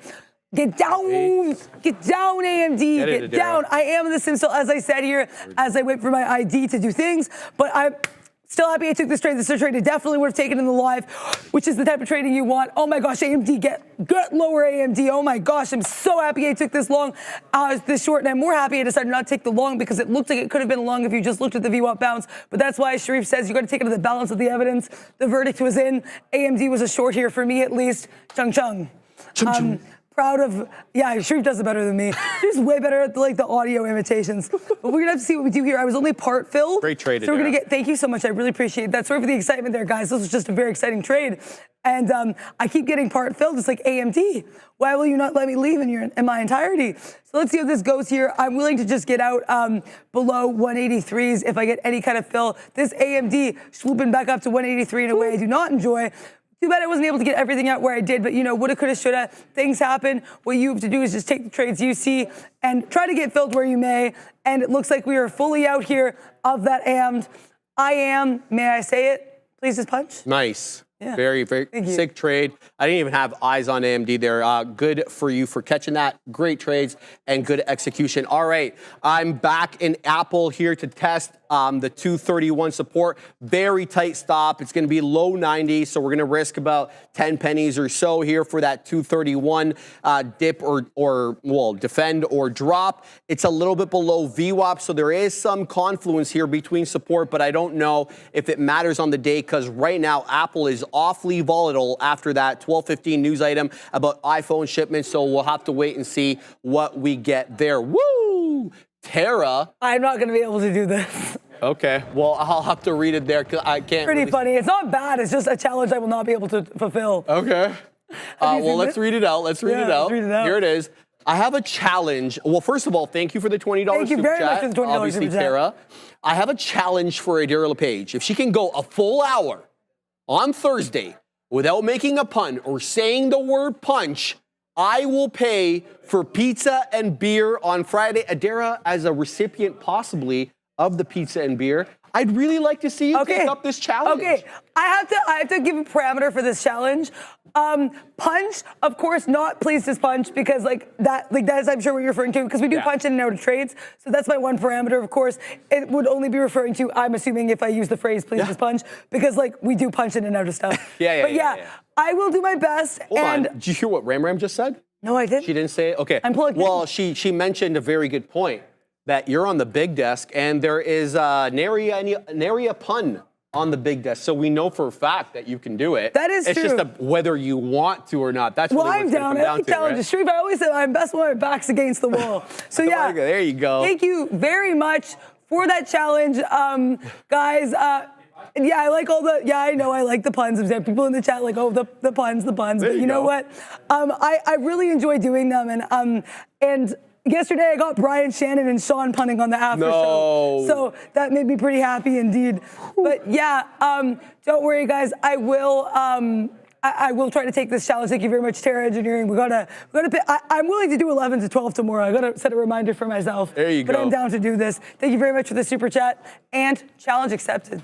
Hey, all right. Sounds good. I like that. Thank you again, Tara, for the very kind and very generous super chat there. I'm long Apple. I did wet my beak there as it popped into 20, so we took 12 pennies there. But really, I want the move to hold here at 231, so I want to leave the remaining amount to run a little bit. We're having trouble with the fifth of a dollar, quarter of a dollar. Here comes the quarter of a dollar on AAPL.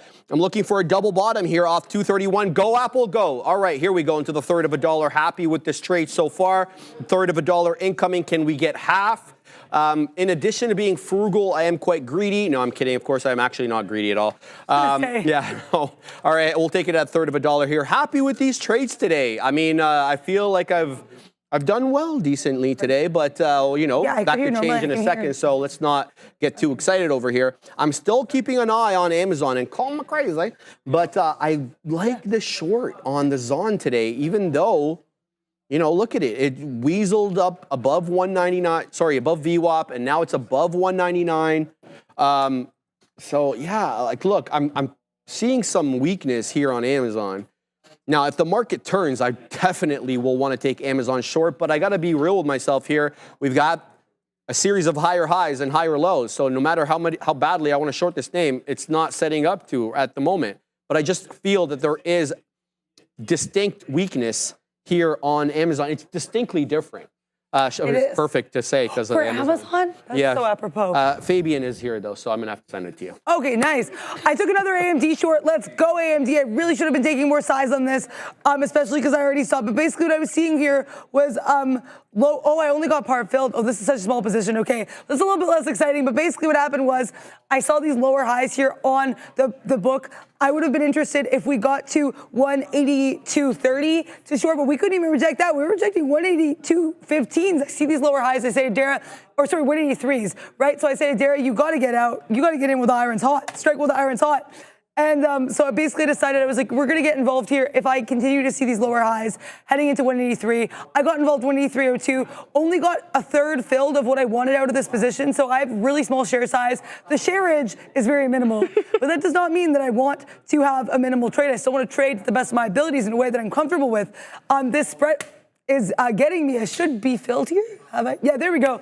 Got out there, pleased as punch, took a cool, I'm really going to struggle with this challenge tomorrow. Took a cool 40 pennies on that AMD. That is true. I'm very motivated as a person. Yeah, exactly. I'm a deeply motivated individual. No, and like you've made it very clear that you can absolutely turn the on button and the off button on the funds. I'm big. That's great. So yeah, but shout out again to that super chat from Terra Engineering. Shout out to AMD. Happy with that. Microsoft news. Oh, we'll see the auction guys in a minute here. Microsoft is flying. I just looked over to the Katina, man. I'm like, it went from exactly 460 into 464 without one red candle on the 5-minute chart. This is what I'm looking at right here on the softie. I'll give you the headline in a hot second, but there it is. There's the 460 touch, and then unabated to the quarterback right into 464 and 13, lucky number 13 there on MSFT. And this is the headline that I'm getting. I'm not sure what to make of this. I did look to see if it came in earlier. It didn't. Breaking news. Breaking views. Okay. Breaking views. Microsoft opens Windows onto AI antitrust paradox. What the hell is this? The software behemoth is ceding its non-vote. No, we already knew about this. This is the non-voting seat that they had on the board of OpenAI, and they're getting rid of that to get the European regulator and the English Competition Market Authority off their back because they were going to get investigated into that. So, no, I'm not seeing anything here new on MSFT, but there it is, guys. I mean, it's just flying to the high side. It just printed another high day, and I think this is all-time highs on this. No, it's not. So all-time high on the softie is over here at 469. That was in, I think that's an institutional print, so I don't think that that's real. I think this is the all-time high at 468 and a third. I'm unsure there. Oh, thank you for that, Brendo. I did not know that. So Brendo letting me know that breaking views are opinion pieces. So that, yeah, we definitely have to. Oh, that makes sense. Breaking views. Yeah, we have to keep that in context because editorials are a lot different than factually based articles. Adara, anything you're looking at over there? Yeah, I'm waiting for this auction to come through. They just banged the last gavel there for the meeting. Now we're seeing everybody stand up. One blonde lady's handing some papers to someone, so I'm closing that screen. That is all done there. Also, I got short AMD, and this is my issue I've had sometimes, where you have the right call on a name, you have a look on a name, and then I try to get involved for the same reasons, but with a little bit more size. I don't know if this will work here. AMD, I did like the fact that we were rejecting that 182.75. Now it looks like we might be using it to support unless I see something distinctly different on the tape or a big push above that 183. I will be staying in this here trade right now, about 10 to 12 pennies on the money, depending on the spread. And the second you look at it, if I see another bounce here though, like a higher low bounce, like let's say if we go from finding a bounce at 182.75 to like 182.80, that's not going to be a look. I'll take my scrape and my paper cut and get out. One of the things I've noticed is I feel like I do have a decent read on the book. Not always, no one ever is going to, but a lot of the times, and sometimes I'll ignore it because it's like you want more profit. You do get a little bit greedy. Yeah. So also, you saying I'm greedy, but I'm also frugal is like literally the funniest thing of my whole life. It made me laugh out loud. But yeah, so this AMD giving me pause for sure. AMD not making me laugh out loud right now, Sharif. I am not a fan. But you were really exuberant with AMD. I am. No, I'm joking. I'm actually not even upset right now. I'm just saying, like, trying to do a transition. I got you. But yeah, so I have a question as well with regard. Oh yeah, we got the bond auction here, 4.276.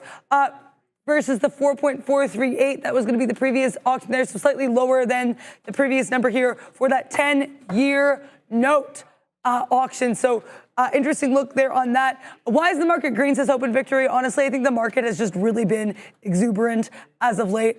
I have a question as well here.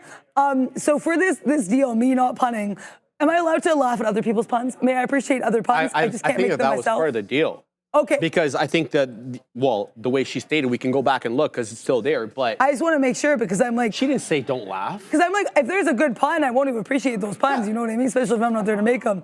But yeah, I am really excited. I love being challenged. I'm a very like, Hey. this is something I'm really Love it. excited about. I got out of AMD about 10 pennies out of the money. We made higher lows. I could not stand by that. So that's on the book anyway. Now, as I say that, we break lower. So it's all good there. You have to trust what you see. And I'd rather take a small paper cut than end up with a much larger gash on my arm from this AMD. And then you have to go to the hospital. And no one wants that. Yeah, that's not good. Yeah. Well, at least it's Canada and we have healthcare, so it's all good there. That's true. But no, seriously, guys, QURE, I'm a little disappointed in myself on this one. I had a resting order that I removed because I started the lesson and I didn't put it back. That's on me. Here's the deal. We talked about this 9 1/4, 9 1/5 being an obvious level of resistance initially after we cleared it by some distance. So if we were to come down to it, I wanted the smoke. And sadly, I didn't get any of the smoke right there at 9.22. Now it's at 9.50. Look, there's still more room. I mean, we have a 1040 high a day, right? And a 1047 exactly high a day, but I wanted my entry. And yeah, I'll wait. I want to see if it can dip possibly again, maybe test it again, maybe dip into 9. What really kept me out of this trade, I'll tell you the truth, is the fact that 9 1/4 and 9 were really close together. And the reason that that matters in this case is because 9 is where VWAP is. So it's a whole dollar level. It's a volume weighted average price. So I was like, look, there's a really good chance that this retraces into 9 and completely blows through 9 1/4, despite the fact that 9 1/4 was the actual price action support, formerly resistance. So that's what kept me out of this trade. I'm just telling you exactly what my thought process was on this. But yeah, as the Katina man says, a scared trader is a deficient trader. And there you go. I didn't get the fill because I was scared. $9 is the whole dollar level, and $8.95 technically was the volume weighted average price. I could have dipped at 9 1/4 and put another DCA, a planned DCA into 9. I don't like to DCA into these small cap gappers because once the bottom drops off, sometimes it really drops off, and support or not, it just blows through those levels. That's what kept me a little bit apprehensive about the trade, and that's why I didn't take it. But QURE, if you took that 9 1/4, chapeau to you, because that's one hell of a trade there. I got to tell you, though, looking at the small cap gappers here, they're all really breaking down below VWAP. The only one that's really hanging out is QURE, KZIA, and LNTH. To be honest, this one over here, AEHR, GovX, NAS, VRPX, all really breaking down. And I did take a couple off already. Like I took VVPR off. That's also below VWAP, trying to hold at $4. Somebody just mentioned Longeveron to me, and I said, hey, man, I got eyes on LGVN. It's a monster. It's been moving well, but from a breakout trade perspective, it ain't my cup of tea. Right now, in fact, it looks like a range. So this is an obvious area of price action support that we had from around 935 to 1035 until we broke down at 1045. And that was $5. So the wicks were bouncing off 5, generally a $5 area of support. Then we break down, we get into that 4 1/4. Lo and behold, now we're using 5, surprise, surprise, as that level of resistance. So this one looking more akin to a range trade than a breakout trade, and that's not the smoke that I want with these type of names. So it's up 56%. Who can disrespect that? But the price action, at least for my taste, not doing fangs at the moment. Let's switch to the large caps quickly here. Amazon is pimping and it just went green. Okay, so I did not have the right read today on Amazon at all. I want to see what it does if it gets back to 200, because that's where it looks like it's going to right now, Adara and Katina man. 199.50. This thing is on the way up. It broke VWAP. It broke 199. It broke this area crest over here at 199.80. So it looks like it's on its way to 200 Adara, because that's where the high of day was, $211. And we've seen that this one has been consolidating at that 200 level for a hot minute now. Yeah, it really has. I think if you go longer on that pivot point area, I think that was, yeah, that red one. Ram, go back.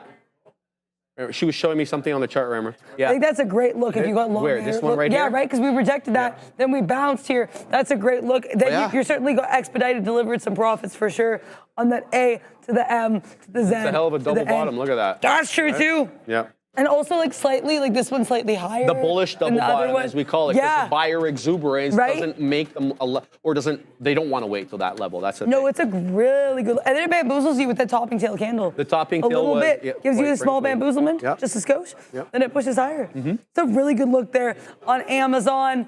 Yeah, also, it's funny because you were just talking about not clearing out your orders. I had that issue with AMD. Remember when I got part filled, turns out that it full filled me when it came back up to 182. Lost like a few pennies on it. It's fine. I had to get out where I did. But I just wanted to address that because we are all about transparency Absolutely. here. And I know you and I both have this tendency to not clear up all the orders sometimes. Yes. And it's very frustrating. And I want to remind everyone to vote right now. If you haven't voted for your favorite tickers of the day, as to be discussed by the big kahunas on the afternoon rundown, get into the chat right now, hit that exclamation point, write that word join, then hit the space bar, and then shift 4 for the $sign and enter the ticker of your choice, whether you want to see Microsoft making that 465 pump, or NVIDIA rejecting 135, or Amazon recovering, whatever you want. Get into the chat right now, enter it in, prompt it in, solicit your friends to vote for you, vote your way, because only the top 5 names make it on every day a day. Yeah, do some campaigning, get the word out there, make buttons, make stickers, make posters, whatever you need to do to make sure that your voice is heard in our chat. Before I do the lesson, I love this comment from Fat Figure, so I want to read this out. Frugally greedy sounds healthy to me. Ooh. I got a kick out of that with regards to the whole, I'm frugal, but I'm greedy. So shout out to you, Fat Figure. Shout out to this whole chat. Such a fun time. You know what else a fun time, though? Riding those Elliott waves. So we're going to be talking about identifying the first wave in the Elliott wave theory. This is a really interesting lesson. I do want to shout out Sharif for preparing these. So this could be the hardest wave to identify because it's often overshadowed by the more dramatic moves, the larger waves later on, but it lays the foundation for the entire trend. So how can you spot it then? Well, let's explore some key characteristics and strategies to help you be a better surfer when you're riding those Elliott waves and you're trading there, and to help you spot wave 1 with confidence. And we're also going to talk about how some other tools can be used and helpful there. So let's talk about the first elusive wave 1. So unlike the more powerful wave 3 or the clear retracement you see in the second wave, wave 1 is going to be a bit more choppy and volatile. So it might lack a clear direction, which would make it a little bit more difficult to distinguish it from random market noise. It is a bit harder to see between all of the other market trip chop. It's also relatively short, so these later waves are going to give you a little bit more movement, opportunities to hop on that surfboard and get involved in that trend. And also, it is a trendsetter, so it is, even though it is a lot more subtle, it does set this trade, the stage for the trend that will unfold in the subsequent waves. So it's so key because it matters so much, and yet it's so hard to spot. Right. So how do you spot it then? Because that's what the whole lesson's about, right? So let's talk about it. You want to look for a change in direction. So maybe identify a shift in the overall trend compared to previous price movements. Are you seeing something, to use the words of someone who sits behind us, distinctly different? Are you seeing something that's very different in the trend to give you a sense of that change and shift? Because then you might be finding Had a new kid. wave 1. Oh, you did? Now, what about confirmation of these higher time frames? Do you want to analyze charts with a longer time frame, like say the weekly or the monthly, in the context of the larger up, to identify the larger trend? So maybe wave 1, for example, on a daily chart could be clearer when viewed in the context of a larger uptrend in a weekly chart. So using these different time frames to get a better sense of larger movements. Now let's talk about fib retracement. It's not a definitive rule by any means, but wave 1 can sometimes start near a Fibonacci retracement level like 61.8% or 78.6% of the previous downtrend. I'm going to interrupt the lesson to read this chat from Desi. Thank you so much. Just going to my Microsoft calls, 85% in the calls. Let's go with a plethora of O's.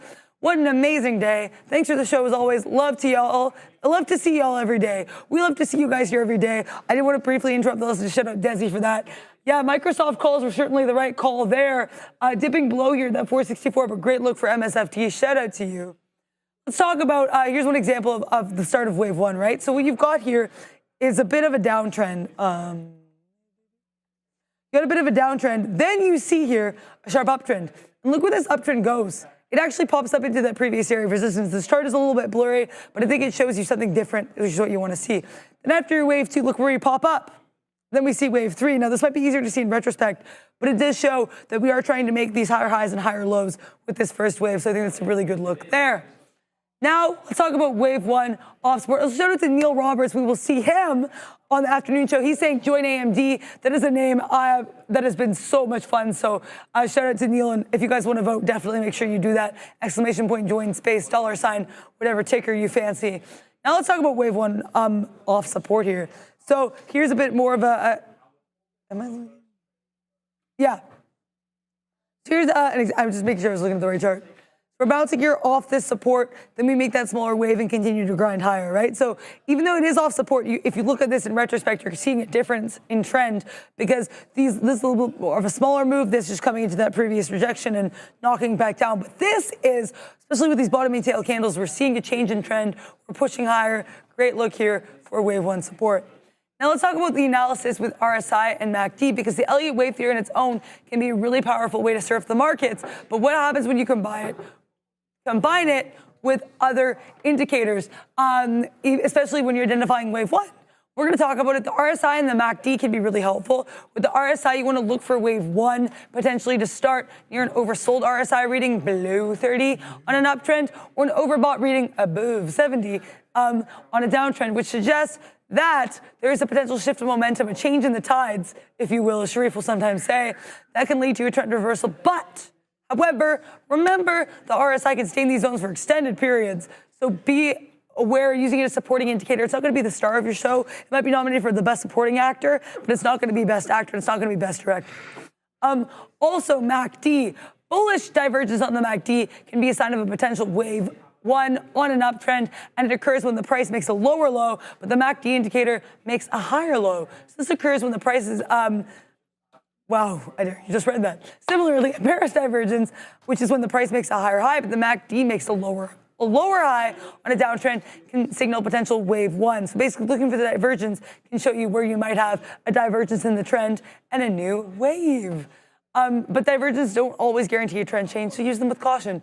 Also, I'm going to shout out this comment. It looks like Sherry saw this as well. Neo Robert saying, wow, that's the first time hearing Neil and getting confused with my name. The tables have turned. Yeah, I'm going to quote Steve Carell, aka Michael Scott in The Office, how the turntables. But yeah, shout out there to Neo Roberts, great participant in the chat, and having a striking similar name to Neil. And I wanted to mention super quick that Neil's in the chat really early in the pre-market. So if you're one of those people that like those pre-market movers, Neil's always there. He's always on that. Yeah. So I just wanted to shout that out. Yeah. Thank you for that shout out of the words. Let's keep going. Here's the Elliott waves on the RSI, right? So you've got these lower highs here on the RSI, but you have these higher highs here on the waves. So it does show there could be a potential move. And look what we see. A correction. Also, I love this little logo. See the waves. That's a great look there here. But you do really see it. And it's been indicated if you saw these lower highs in the RSI, you might see this divergence. It might be something to note. Now look at the Elliott waves in the MACD. We have higher highs and we have this kind of coming in together, this tightening on the waves. And at the same time, we're seeing a bit of a widening here on the MACD. So it's not super surprising when we do fall a little bit lower here. So in this particular one, if I could just make, because I know that I didn't give you context on this, but this one is actually not MACD divergence. This is actually using a crossover. So if you look at wave one, it initiates when the blue line crosses the red line, which we know, the blue line being the MACD line, the red line being the signal line. And so that's your bullish entry. Look at the top of wave two. You get the bearish crossover with MACD on that wave two. And so that's what we're not looking at divergence there. We're looking at actually triggering signals. Thank you. Yeah, appreciate I that. didn't give you Yeah, sorry, my brain is also no, it's all good. So thank you very much to Sharif for pointing that one out. Now let's talk about some additional tips. So volume analysis, you might want to look for a slight increase in buying volume on an uptrend or selling volume in a downtrend during that first wave. Even if the price move is modest, you also might want to look at candle patterns because certain candlestick patterns, for example, bullish engulfing or piercing lines on an uptrend, they can signal a potential start of wave one. But, however, candlestick patterns alone should not be the sole indicator. As Sharif says, you don't want to put too much stock into one candle because it will take lots of candles to make up a stock. It's coming down. Now let's talk about wave one volume here. You can see here that first wave is going to be getting this nice little volume bump here. So that's like you can really look in a slight increase in volume in the uptrend, which we certainly do have here. The uptrend volume compared to the downtrend volume is pretty staggering, shows you we could be on the move on the way up on this Elliott wave. And here's an example of a bullish engulfing. So you have this move here. If you got this bullish engulfing here, where you have that entire bullish move encasing nicely that bearish move, that could be a sign, if you have that in confluence with Elliott waves, that we've got some more moves up happening. So let's talk about remembering that wave one and this identification. Like all things in this market can be, not all things, but a lot of technical analysis can be subjective. So here's how to manage the uncertainty. First, you want to start with the confirmation. Look for the confirmation of the trend reversal in the subsequent waves, because a strong wave three with a viciousness that's really lapping things up here, that can follow potential wave one and strengthen your case. Now, you might want to also combine with other techniques, use the Elliott wave theory alongside other technical analysis tools for a more comprehensive picture. Not all waves will look the same. Not everything will manifest in the same way, but this will just give you some opportunities to take a look. Thank you to Rory Alderton for this super chat. Woo. Hi, guys. SPY will pop as much on data CPI, PPI this week, or is inflation data already baked in now? No, I would not say that, because we haven't got a price cut. In fact, depending on which analysts you talk to, we may or may not get one this year. There's some that are saying, no, I don't think the Fed's going to cut. They're not going to see what they need to see. Some others, like if you look at the Fed rate tool, pricing in one cut, possibly in September. So I don't think that's baked in at all. I think we still react to the CPI. Now, it's not going to be like 2021, 2022 reactions to CPI, but definitely there's going to be a market reaction, especially if it comes in below consensus. So that's just my personal opinion. Obviously, it's not financial advice, but I don't think it's baked in, especially in light of the fact, too, that we got 3 straight months this year. January, February, and March all were higher than expectations.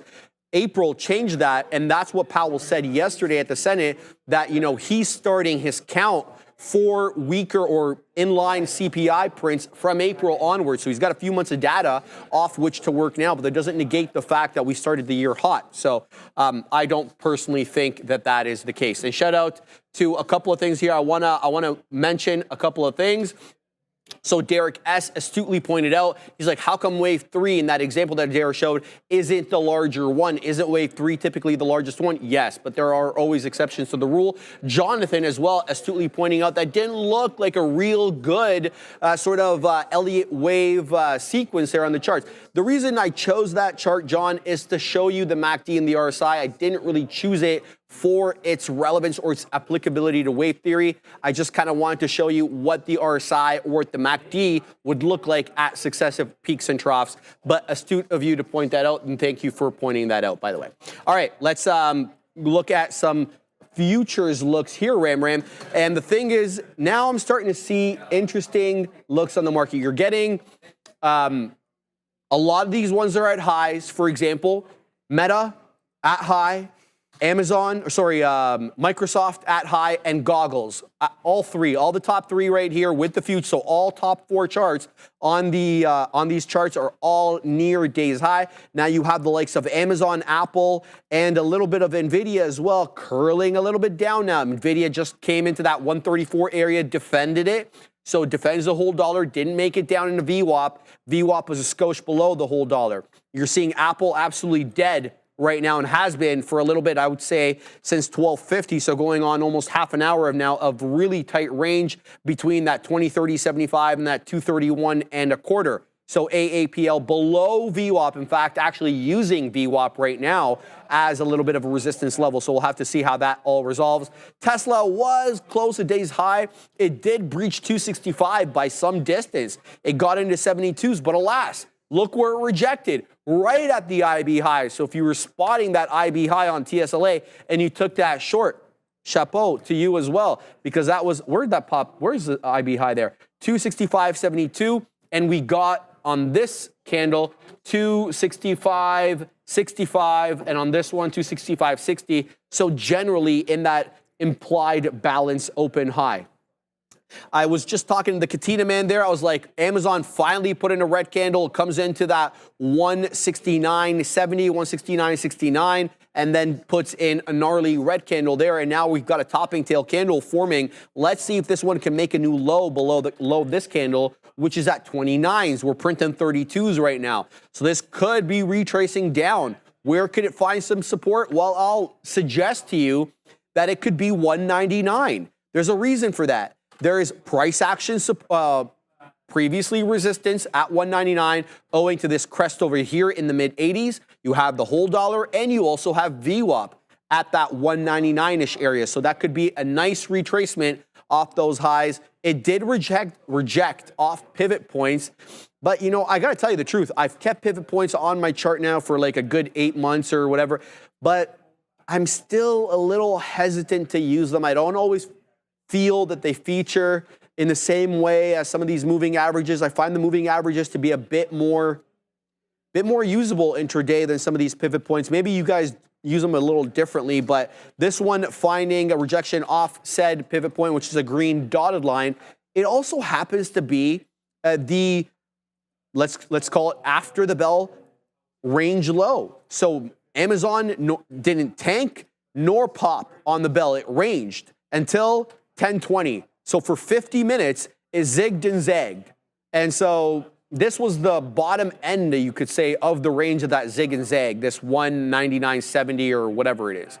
So it comes into that area and puts in a rejection candle. So we'll have to see if it retraces back down into 99s or not. But getting some weakness finally here is Amazon. Also, Softy rejecting off that top as well, 465.10. And now we're talking about 463.75. But we do have support here at the $0.75 to 2/3 of a dollar. You have the 10 exponential on the 5 there. You also have this IB high at 1030 that we put in on Softy, right where we are right now at 463 1/3, or sorry, 2/3, half, give that area. So I want to see, does Softy find some support here after clearing that previous high of day by some distance? And by some distance, I'm talking about $1.60. Or do we continue to trend down and, you know, zig and zag a little bit in a way that I don't understand? So we'll see here. Keep me on Softy. I definitely could be persuaded to weasel my way into this trade. Shout out to the Katina man. What is he doing over there? Apple on the... Say it again? Amazon short, Apple long on the Katina man screen right now. And here it is. Apple, I was just talking about it, using VWAP as a level of resistance. Well, I spoke too dang soon. There it goes into the $0.50. Again, 231 $0.50. We know, though, the high a day is at 232.75. Adara. 75, that's a good one. Sorry, wow, I was like mid-yawn there. As you can tell, we are getting to the tired portion of today's, no, I'm joking. But yeah, all good there. This stock, it has a name, Tesla. Tesla, what happened was, I am proud of what happened here.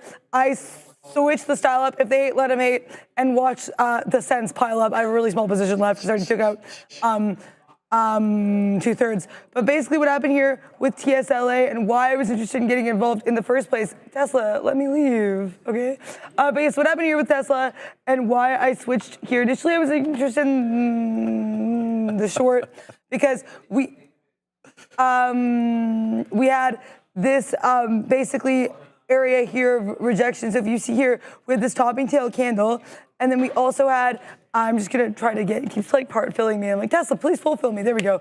Tesla might still be bouncing off 265s, but clearly I am too tired to be in that trade right now. Basically, I took the short here off of that 264.60s. This worked for about 5 pennies. I was gonna scalp it in and out as the 40s because I really wanted that breakdown. But it's like a Dara, zoom out. Realize we do have some support at 40s. And honestly, I'm a little bit disappointed in myself because I should have seen in the book, and I did see in the book, and I ignored it.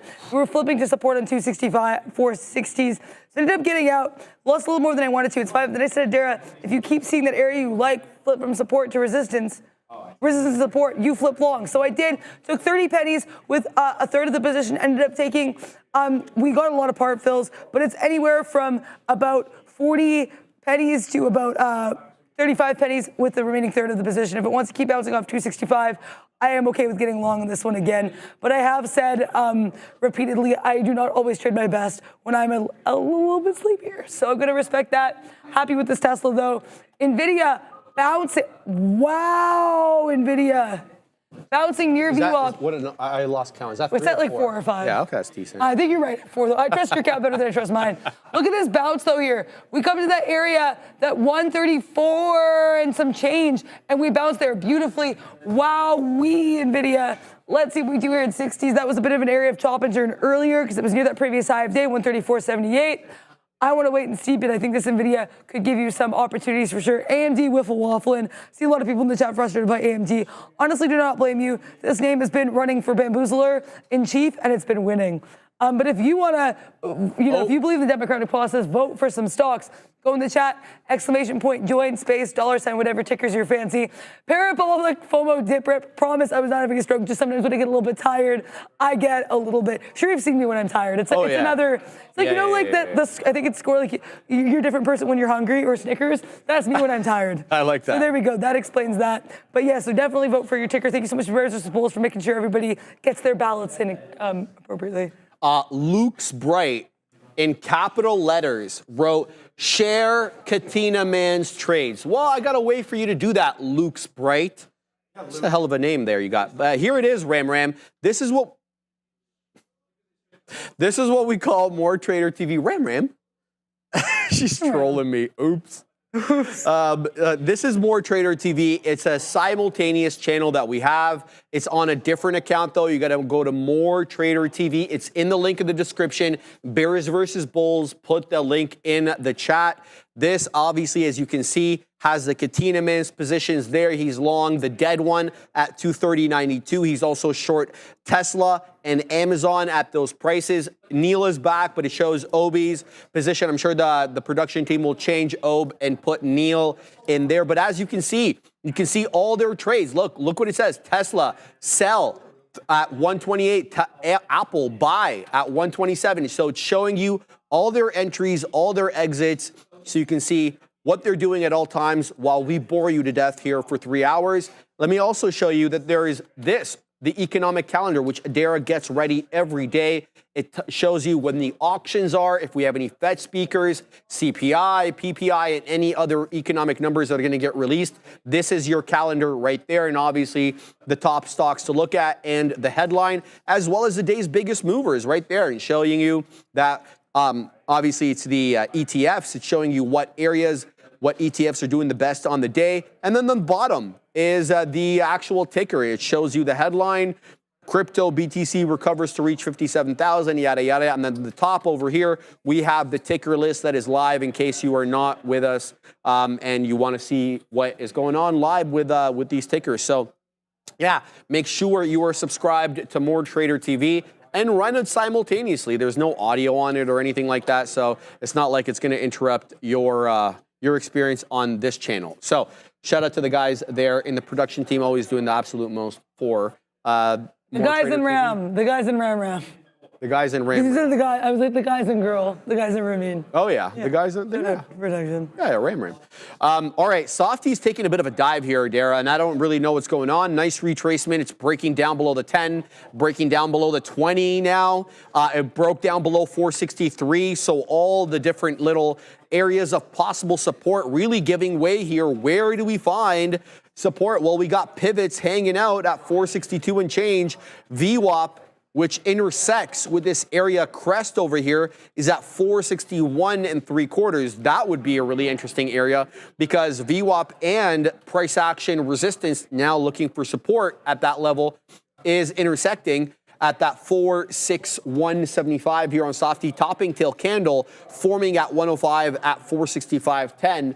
So good luck, but a nice gnarly recovery there on the soft one. All the while, AAPL headed back up again, baby. We are on our way possibly into that 232. This is an interesting area of resistance that we're at right here. Look at these wicks earlier from 10 a.m. all got us into 231 3/4. We're printing low 80s, but we did breach it. But we breached it on a news catalyst. So you wonder how many algos we're punching in here just trying to trade it till we broke back down. So finding resistance again, as expected, at this $0.75, $0.04 right now. A local area of resistance owing to that crest that we put in at 10 a.m. on AAPL. Good look, though, up 1 1/3 a day. Yeah, this has certainly been an interesting look here on all these markets. They're just shopping, they're churning. You're living and learning. Pardon? I can take over. Oh, I'm okay, thank you. I want to talk about this AMD because this is a situation where you do have to look at the balance of the evidence. And sometimes the balance of that evidence is deeply confusing. And it's like, it's a really long piece of evidence. You got to sift through it. You got to like get your paralegal to read it through for you. This AMD had a moment here at this 182. I tried that short earlier, lost I think like maybe 2-3 pennies, maybe 6 pennies. The point is we lost less than 10 pennies. But then I got short again because I will have to say I was hesitating taking this short because we did have this beautiful topping tail candle, so I got a little excited there. But we also had we had these slightly higher lows despite these topping tail candles. But I said, Adara, try this short. I was seeing stuff, the second I entered, I was seeing stuff I didn't like, so I should have gotten out immediately. And I'm trying to get better at that. And I've been getting better at that to some extent, but definitely not as consistently as I would like. I ended up getting out, and I wasn't able to get filled as quickly as I wanted to. I was down to get out 20s. I don't think I was able to get out to like 25s because the spread in AMD decided it wanted to be a little spready. So there you go. You got to figure out what's going on here. You got to trust yourself. Although we're still rejecting the 9 EMA, we're still rejecting that 182.50 area. I'm not seeing anything in the book right now that makes me short it. We're continuing to see higher lows. NVIDIA, great look here. NVIDIA's like, what do you mean I fell from 135.09? No, I didn't. NVIDIA bounces like a champ at that 134.10 area. So great look. Shout out to NVIDIA here and all these chip stonks. Let's look at SMCI because I looked at that one earlier for some people. And Five. It's been a lot. But I mean, Sharif, I stand by the pushback because look at this 901. You're justified. Thank you. I appreciate that. The pushbacks, they're just things I see things I like and things get pushed back. Look at though, we had this support here at this 90. We had a flat bottom break. We fell from the support at 901. Now look what we're trying to retest. 901. It's a great look here for these SMCI. We're below the 9 EMA. Well, I say great look if you're short, but I would like to see what we do here at this 894 area, 895s. That was a bit of a top there earlier. So I think that could be an interesting look for SMCI, but wow, that flat bottom break was that was chef's kiss. That was a beautiful look. I love this look on this here market. I wanted to take a look at Intu though, because I know John Del Segno wanted us to get into it about Intuit.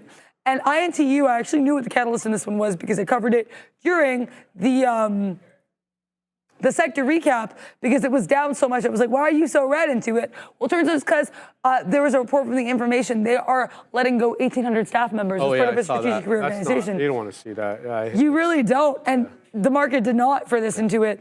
So the volume on this is really low. Worth noting here, we're below 1 million shares. We're below a milli.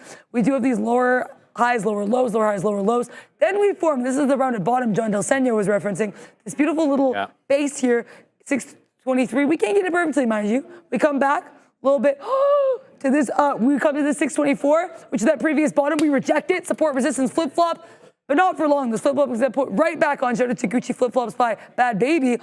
You're right, that level too. Oh my goch, it's twice. We get it again. We get it at 624. We get it again at 629. It's still a green candle right now. But we got this one already at 629 still. Yeah, there you go. That's support. That's what I thought you were talking about. There you go. Yeah. Yes, the next level you want to see here is at 629. Thank you, Sharif, for that. Teamwork does, in fact, make this dream work. Interesting. And then we bounce up here. Is that at blue this line VWAP? Pardon? Is that blue line VWAP? It is VWAP. So reclaim VWAP. Interesting. It's a really interesting look here. The way that we curled to the upside. Yeah, thank you guys for the support in the chat. I'm aware we are a little bit raspy. We are a little bit in sleep mode early because you usually see sleep mode hits around 2 p.m. But I'm so happy to be here, and these markets are always waking you up and giving you that extra dose of caffeine. NVIDIA, you want to reject this 134.70. I'll take you short, but if you bounce off the 9 EMA, it will go long. I do want this NVIDIA smoke if you're going to break out. All right, it's about almost 140 now, so I'm going to take down the pace a little bit, talk a little footy, as we typically do. So a couple of games to review for you guys yesterday. Obviously, there was the main game. Well, not the main game, the first game, which was Spain versus France. Let me tell you, France got on the board first, but Spain looked promising from the get-go. And even though they went down 1-0, you could tell those cannons were firing, baby, because they did not stop, and they put two bangers super quick. I got to put that 16-year-old kid, what's his name, Yamal Lamine or whatever. He's 16? He's in 361 days, so essentially 17. Like, his birthday's in a few days. Oh, my God. Yeah. The youngest player to ever play in a semifinal, the youngest player to score in a semifinal, so a bunch of records there. The kid is talented, let me tell you, and this kid has been on the radar for a couple of years. He plays with Barcelona. He's a winger. He's insane, and he's going to be quite good. So keeping an eye on that kid. Then, so obviously Spain ends up winning 2-1. France is out. Mbappe now moves on to the bigger challenge, which is to join Real Madrid, which is going to be really interesting to watch. Can't wait to see how he fares with that team with Los Blancos. So it's going to be awesome. Then Canada played Argentina. And this is kind of where, obviously, I was under no illusions about how good Argentina is, defending Copa champions, defending world champions, Messi, everybody and the like. But I got to tell you, man, Rodrigo de Paul, I lost a lot of respect for that guy yesterday. Really? Yeah. And that's why, no offense, that's why he plays in La Liga and he doesn't play in the Prem. He can't handle the intensity of the Prem. He kept grabbing at his neck and whatever other body parts he thought were fouled, which was quite pathetic. But and anyway, I lost some respect for that guy yesterday. But I think Canada played decent. I think Canada obviously has a problem with the quality in the final third. I think they have a lot of speed and they have a lot of good passing in the middle of the pitch as well as in their own third. But the quality in the final third really needs to be improved upon, and I'm sure obviously that will come with more Cybertruck. Big old Tesla, green go candle. cover it. Yeah, take it. Yeah, sorry, Yeah, go for it. We look at this bounce here. We get this bounce off that area, that 264.85, which we saw we bounced off a couple times here. It's a great look here for TSLA.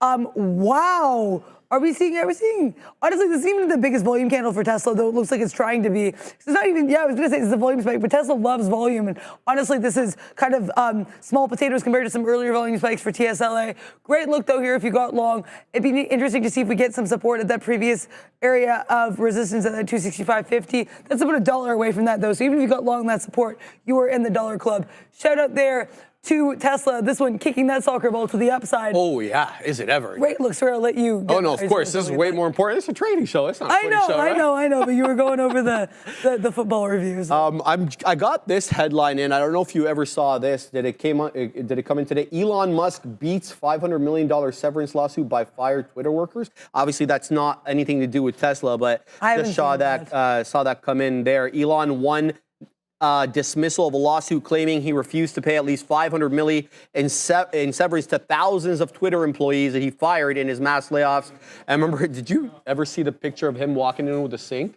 Did not see the picture, but I heard about what happened. It's amazing. I need to find that picture. So yeah, back to footy. I'm just going to finish off here, guys. I think Canada will definitely improve in the future. We just need an attacker. Obviously, Tayshaun Buchanan was injured, one of our wingers. Today, though, big matches to cover today. England! Yes, I'm obviously going home right after here to watch the England game. Netherlands, England, 3 p.m. England are favorites. Netherlands got to the playoffs or the knockout rounds vis-a-vis a third-place finish in the group stage. They were one of two teams to get through that third-place spot. It was the top two third-place teams that get through. So, we'll have to wait and see. I have my reservations with how England has played in this tournament. The goals have been few and far between. I'd like to definitely see more goals. That is at one hell of a talented squad. They should be putting in a lot more goals than that. And then we have the Copa America semifinal as well. Uruguay and Colombia. That is going to be an amazing game. Colombia is undefeated like 30 matches. So I want to see Uruguay, what they're going to do. But I've got Colombia likely winners today to face Argentina in the finals. Yeah, I remember when I was up this weekend, my friends and I went out, and my friend's dad kept calling us he's like, oh, did you guys watch the game? Are you guys watching the game? It was so sweet. He was like, apparently he's been very excited and following the entire Copa. So love it. Really, I think it was really cool. Yeah, really, really fun energy there. And it's so cool when everyone can unite around a thing like sports. And what's cool with these, you have all these different teams, everyone rooting for different teams. Yeah. Go sports. And it's all love. Exactly. That's the thing. Go right? sports, right? Go sports. You had the friendly fire as well over here when you had we had Spain and Italy playing because you had Yannick and Sean going to back. Yeah, I remember that. Yeah. Right, so the point I'm trying to make is, people just bonding over sports. How fun is that? We all bond over stocks over here. And this NVIDIA, I got out of this maybe a little bit early, 134.72. That makes me a cool 5-penny winner. Spin that dollar club. No, I'm joking. No, thank you. I will take that. But yeah, why I got out was because I was like, we have lower highs here in the book. I wanted my bounce. Wow. I got my 90 EMA bounce. But this was paltry. This was like little tiny small beans, small potatoes. There was nothing. There was no like oomph to this bounce. I don't like spice in food, but I like it in the market. This Nvidia, this was not seasoned. This was an unseasoned bounce.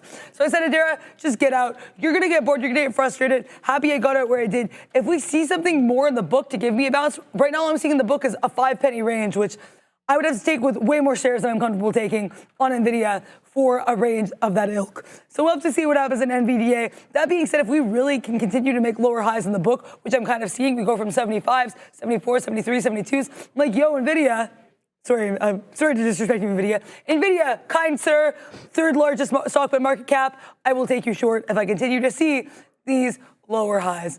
Also, let's talk about voting. You can go in the chat, exclamation point, join, space, $, NVDA, NQ, SPY, AMD, Tesla, Microsoft, AMC. Tesla, Microsoft, CPOOP, AMC, Truth Must, I know I'm joking, don't vote for that. Yeah, of course. Someone was like Stash Nation, I think they voted for that. But I don't know, it's kind of like a little bit over now, but yeah, whatever. no, I think it's died down, but I saw a couple of people. But yeah, shout out whatever ticker you fancy, get involved there and get up at it. Also, I saw a comment earlier in the chat, someone was saying that like calling Apple the dead one is like saying that you're the bearded one. Yeah. Which I know. But like that's the whole point. It's kind of a relic absurdity now. of it, I calling know, an Apple the dead one is kind of more of like a relic of remembering it as it once was. Yeah. We're humbling it. Those were good We're days for me, Adara. Those were not good days for me. I But held you that added, one. you got to build. Yeah. Well, there you go.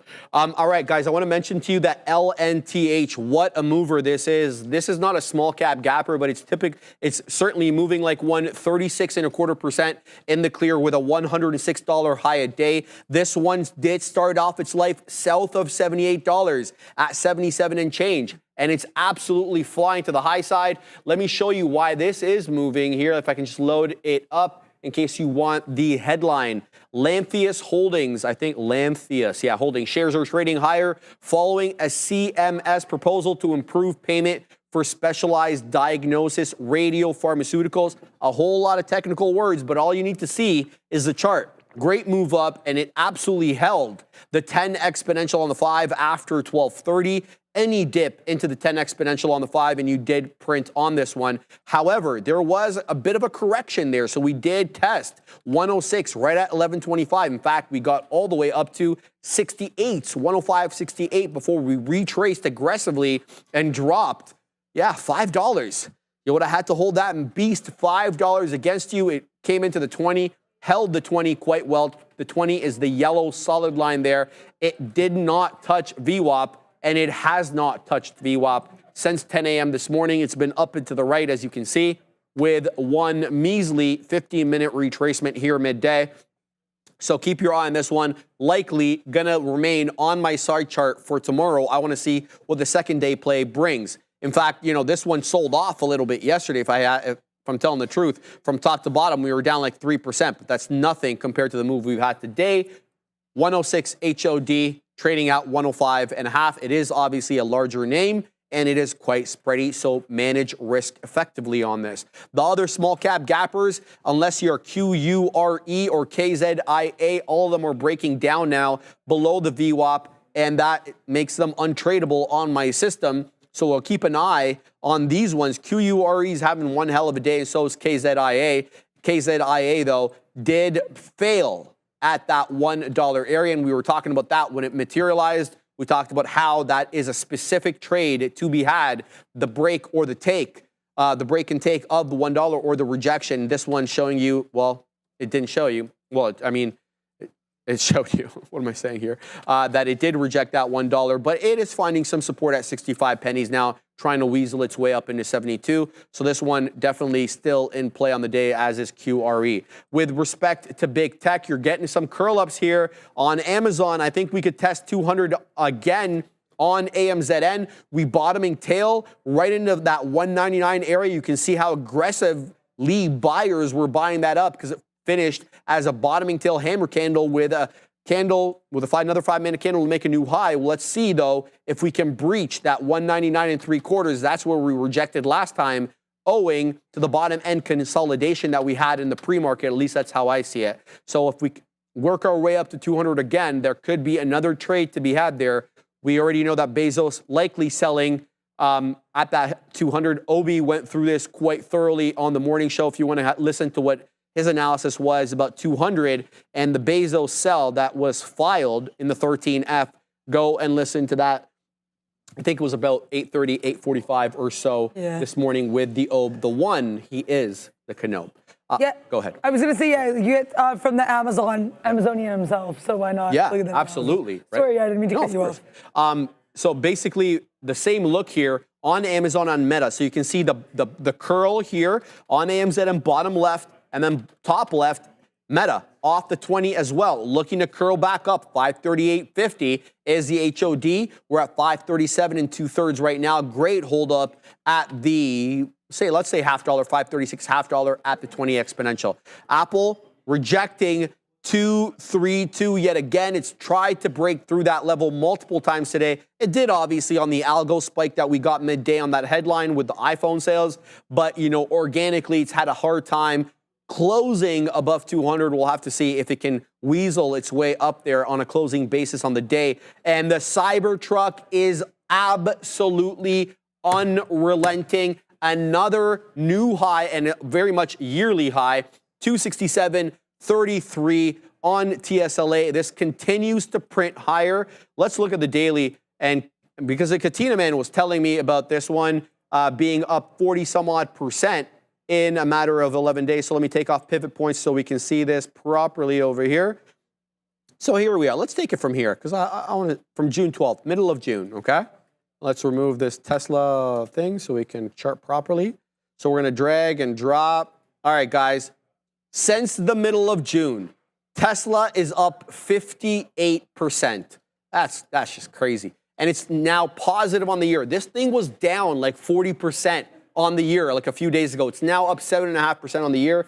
So as you can see as well, it's broken well beyond the upward channel line, or sorry, the higher downward channel line over here. So this was the channel and it had been respecting that channel essentially since 2021 with this outlying event over here in January of 2023, which it quickly reclaimed. So I want to see, are we going to have one of these outlying events on Tesla where we breach this downward channel only to quickly, come back into it? We'll be able to tell because look, I mean, these green candles that reclaim the lower trend line, we're pretty quick to do that. So if we get that big boy retracement, we could have a multi-day red, sesh on Tesla. We'll have to probably wait, I'm assuming, until maybe August or so, because that is when they reveal the robo-taxi stuff, right? August 8th. August 8th, yeah. And I don't know, I'm just making a guess here or there, but I feel like a lot of the strength that's come in lately on Tesla might have something to do with this robo-taxi news. I just don't think it's Optimus. Brendo was telling me something. He's like, look, we may be pricing in Optimus at this level. I just don't know. I think Optimus is some ways away. I think it really has to do with robo-taxi and the way that other companies have been front-running Tesla to release their robo-taxi. We saw that today with Baidu. They did it. There was another private company I read yesterday that wants to release their robo-taxi. So we'll have to wait and see. Yeah, I mean, would you drive in a robotaxi? Because I know you like the eVTOLs. 100%. Yeah, okay. 100%. Yeah. I mean, especially I'd be if down. it was Elon's. Like, I mean, I would. If they had a Cybertruck taxi. I'd be in it right away. I'd be so excited, Sharif. Never mind, yesterday. And there was like no danger in that. Any car you hit is going to get wrecked. Oh, that's true. Right? Yeah, wrecked like W-R-E-K-T. Yeah. Like not even. Also, yesterday, I saw, we know like a boxy vehicle. Yesterday, I happened to see a Chevy HHR and a Kia Soul parked right next to each other. And I was like, literally, I've never been more in heaven. Again? So yesterday, I was walking down my street and I saw a Chevy HHR and a Kia Soul parked right next to each other. Those are your two favorite cars? Those are my two favorite vehicles. I know. I was like, I almost took a photo. I was like, that's a little weird. So I didn't. But they were like almost the same color too, so they matched. It was like, these are two of like my favorite boxier cars. I like Just that. thinking about that because the Chevy or the Cybertruck. But yeah, right now what I'm thinking about is AMD, will you get lower? Asking for a friend. No, I'm not. I'm asking for myself. I think the real area here, this AMD was at 182.50, 182.30. That's where I tried to get short, was not able to get filled. I was like, fine, whatever. Then I see we get to this 182. Now, I dislike my area of entry. I will be really honest, not a huge fan of this entry point here on this AMD. But we did break below 182 a couple times, which is why I wanted to get below. Should have waited for 182 to retest instead of getting involved 180, 193s. But I have nothing that I'm seeing that really makes me leave. If I see anything distinctly different, if we push back up on the tape here in the book, if we push back up to that 182.20 aggressively, then I'm going to have to get out. But right now, we're just continuing to grind to the downside. I do have this on my side chart, and I also have the book up, so I'll be watching these two like a hawk. We do have key breakout level for Lucid, says John Del Senio. So let's take a look here. Speaking of cars, let's see what Lucid's doing. Is it speeding to the upside? Oh, okay, wow. And this is an interesting area here too earlier, this 317, right? I like this. Get to 317, go lower, make a roundy bottom. Then we come, try 317 once, twice, thrice, can't get above it. Then we eventually do. We come back here and we rest these candles here, 317, before getting another pop to the upside. Now let's take a look at a daily chart. Oh, yeah, this is a key breakout level. I totally agree, John Del Senio. That was another pushback. I think this is a really nice look here. We did have, of course, these wicks here, these pops up into the 330s, so it'd be really nice to see us push above that. We're about 6 pennies away. So let's see if Lucid is able to lucid dream its way to that upside. Lucid like a dream, says Darwin. I like that we had that pun idea at the same time. So shout out to you. I'm saying it like a ticker. I was going to say spell Darwin's name, but shout out to Darwin. There. Great look. Also, Jay Haas apparently not a fan of the HHR. I get it. It's not a beautiful vehicle, but I do love it with all of my heart. You know why they made those vehicles? Why? They went through a little bit of a period there where they were trying to make like boomer cars that were popular during like the boomer age, Really? but like in modern versions. So That explains HHR, that. you got the Mustang boomer version, right? Like in that earlier one. There were several others as well. So That's cool. Yeah, I like that time. That was like a nice early era. 2000s, Yeah, right? exactly. Early 2000s era. Like, There was another one. There was a Ford Thunderbird. The I know Ford what you're talking Thunderbird with about. those circular windows in the back. That was another boomer car, kind of like to bring the boomers back to their heyday kind of thing. All right, 232 again here on No, like during when they're youth, Katina, man, like the cars that they couldn't afford when they were young, they can afford now, so they made new versions. That's a really interesting way of playing nostalgia, and it makes sense. That's how I took it anyway. I agree. 232 on AAPL, guys. I mean, obviously we've been watching Apple at this level for basically the majority of the day because we tested it right at 10 a.m. We made an attempt at 232, which got rejected. The breach did come midday there on that algo spike, so we'll keep an eye on that. But Tesla, all the rave. Unsurprising again. I don't know, man. I think maybe by the time the day ends and I come in tomorrow, I'll hear about a 270 closing price on TSLA. It's about $2.50 from where we are here. And the way Tesla moves, 250 ain't nothing. The volume dropping off, though, a little bit, Adara. That 267.54, a bit of a topping tail candle coming in here. We'll have to wait and see if this 267 can hold up as a level of support. Another interesting possible dip trade here could be at this 265.5. There was a bit of a consolidation top there before the break right there at 135 on volume. That's when you interrupted me to let everybody know that this one was moving big. So I want to see what Tesla does at 265 and 2/3 to a half consolidation area there from the midday. Also, multiple topping tail candles here. There's a seller on Google. I won't be convinced otherwise. Look at all these topping tail candles into 40, kind of a random area to find a seller, but they got to be somewhere. 191.41 HOD on goggles, and we've been rejecting off that area since 115 with multiple touches into that area, none of which have breached. Interesting look here on Google as it flat tops, consolidates at high a day essentially. This is, I'm assuming, is another all-time high on goggles. Let me double check that real quick. It is another all-time high. I think yesterday, maybe at 9:30, we breached it. We got to 36s. Yes, so today we breached that 36 print. We get to 41. So ATH on Google, but there is a whole bunch of excitement on that left side of the desk. Tell us about it today. AMD flat bottom break. Let's go. Sean, you have that? Oh, thank you for that. I appreciate the clapping there. Took 50 pennies already and half of this. I have half of this, still in the money. And I would love to see us break into that 181s. Why do I say Thank you, Sean. Why do I say 181? Because that was that area of resistance earlier. That was a really interesting look. We saw that long that Obi and Sean had this morning, and then also we know we're shorting it like today. Like AMD is giving you so many opportunities, and I think when you saw the morning, that 181 level was really pivotal, really critical. So I don't want to stand to be on there, but hey, AMD, if you're gonna start rejecting your earlier, say 181.50s. You know what? I have no qualms about getting out earlier. I am qualmless. Happy with the position size, but I did want to add to this initially because, like I said, I don't love my point of entry. I should have been getting involved at a much better price than I did instead of getting involved just below that 182s. Right now, we're kind of coming back to flatten it, so I should have probably taken everything out where I did or scalped the rest a little bit earlier. But that being said, I'm ready to get up the rest at 80s. I have no qualms. I am qualmless. I'm really happy I went after the trade, but I can still reflect on the fact that A, I should have added, and B, I should have been starting the position at a better level. But happy with the size, happy for the most part with the execution of these outs, and be even happier if AMD. There we go. Nice. We're out of AMD. I'm out of AMD. To say the truth. Now, nice. Happy with that trade there. All right, hope you kill it on the rest of the 2 minutes that you have on the How to Trade Midday show. I will see everybody at the green screen. See you will be green on the green screen because he is wearing his khaki shirt. Shout out to Brendan and Sharif who were matching actually on the big desk a little bit there. So great look. Also here, I appreciate Sharif for saying that he hopes I print. I do not know if there will be any trading or printing for the rest of the show for me because we do have about a minute left. AT saying, what's a price entry for AMD? I mean, I don't want to give advice, but there are certain levels I think that are really interesting. If you're looking for shorts right now, or even in general, areas of resistance and support, we've had an interesting tug of war at 182.50s for AMD. That was where we had that chop and turn before pushing higher. Then we had that 183.30s, that previous VWAP that gave you some fun and funky areas. The 182 whole dollar level, we just had the flat bottom break. That was also a level as well. So a couple levels. Then if you're even thinking lower, 181, to me, that will be huge, that 181 level, because that was definitely an area of resistance earlier. We're also finding some odd tug of war at 181.50s because of these HAP levels.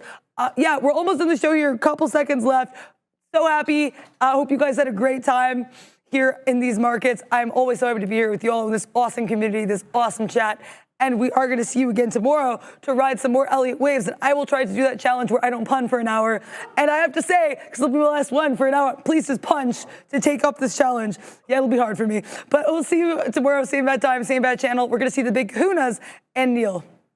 Sean, Sharif. Welcome to the afternoon rundown, guys, the show where you decide what we talk about every day. Neil's back. Sean's locked and loaded. They're ready to look at the tickers as decided by you on the How to Trade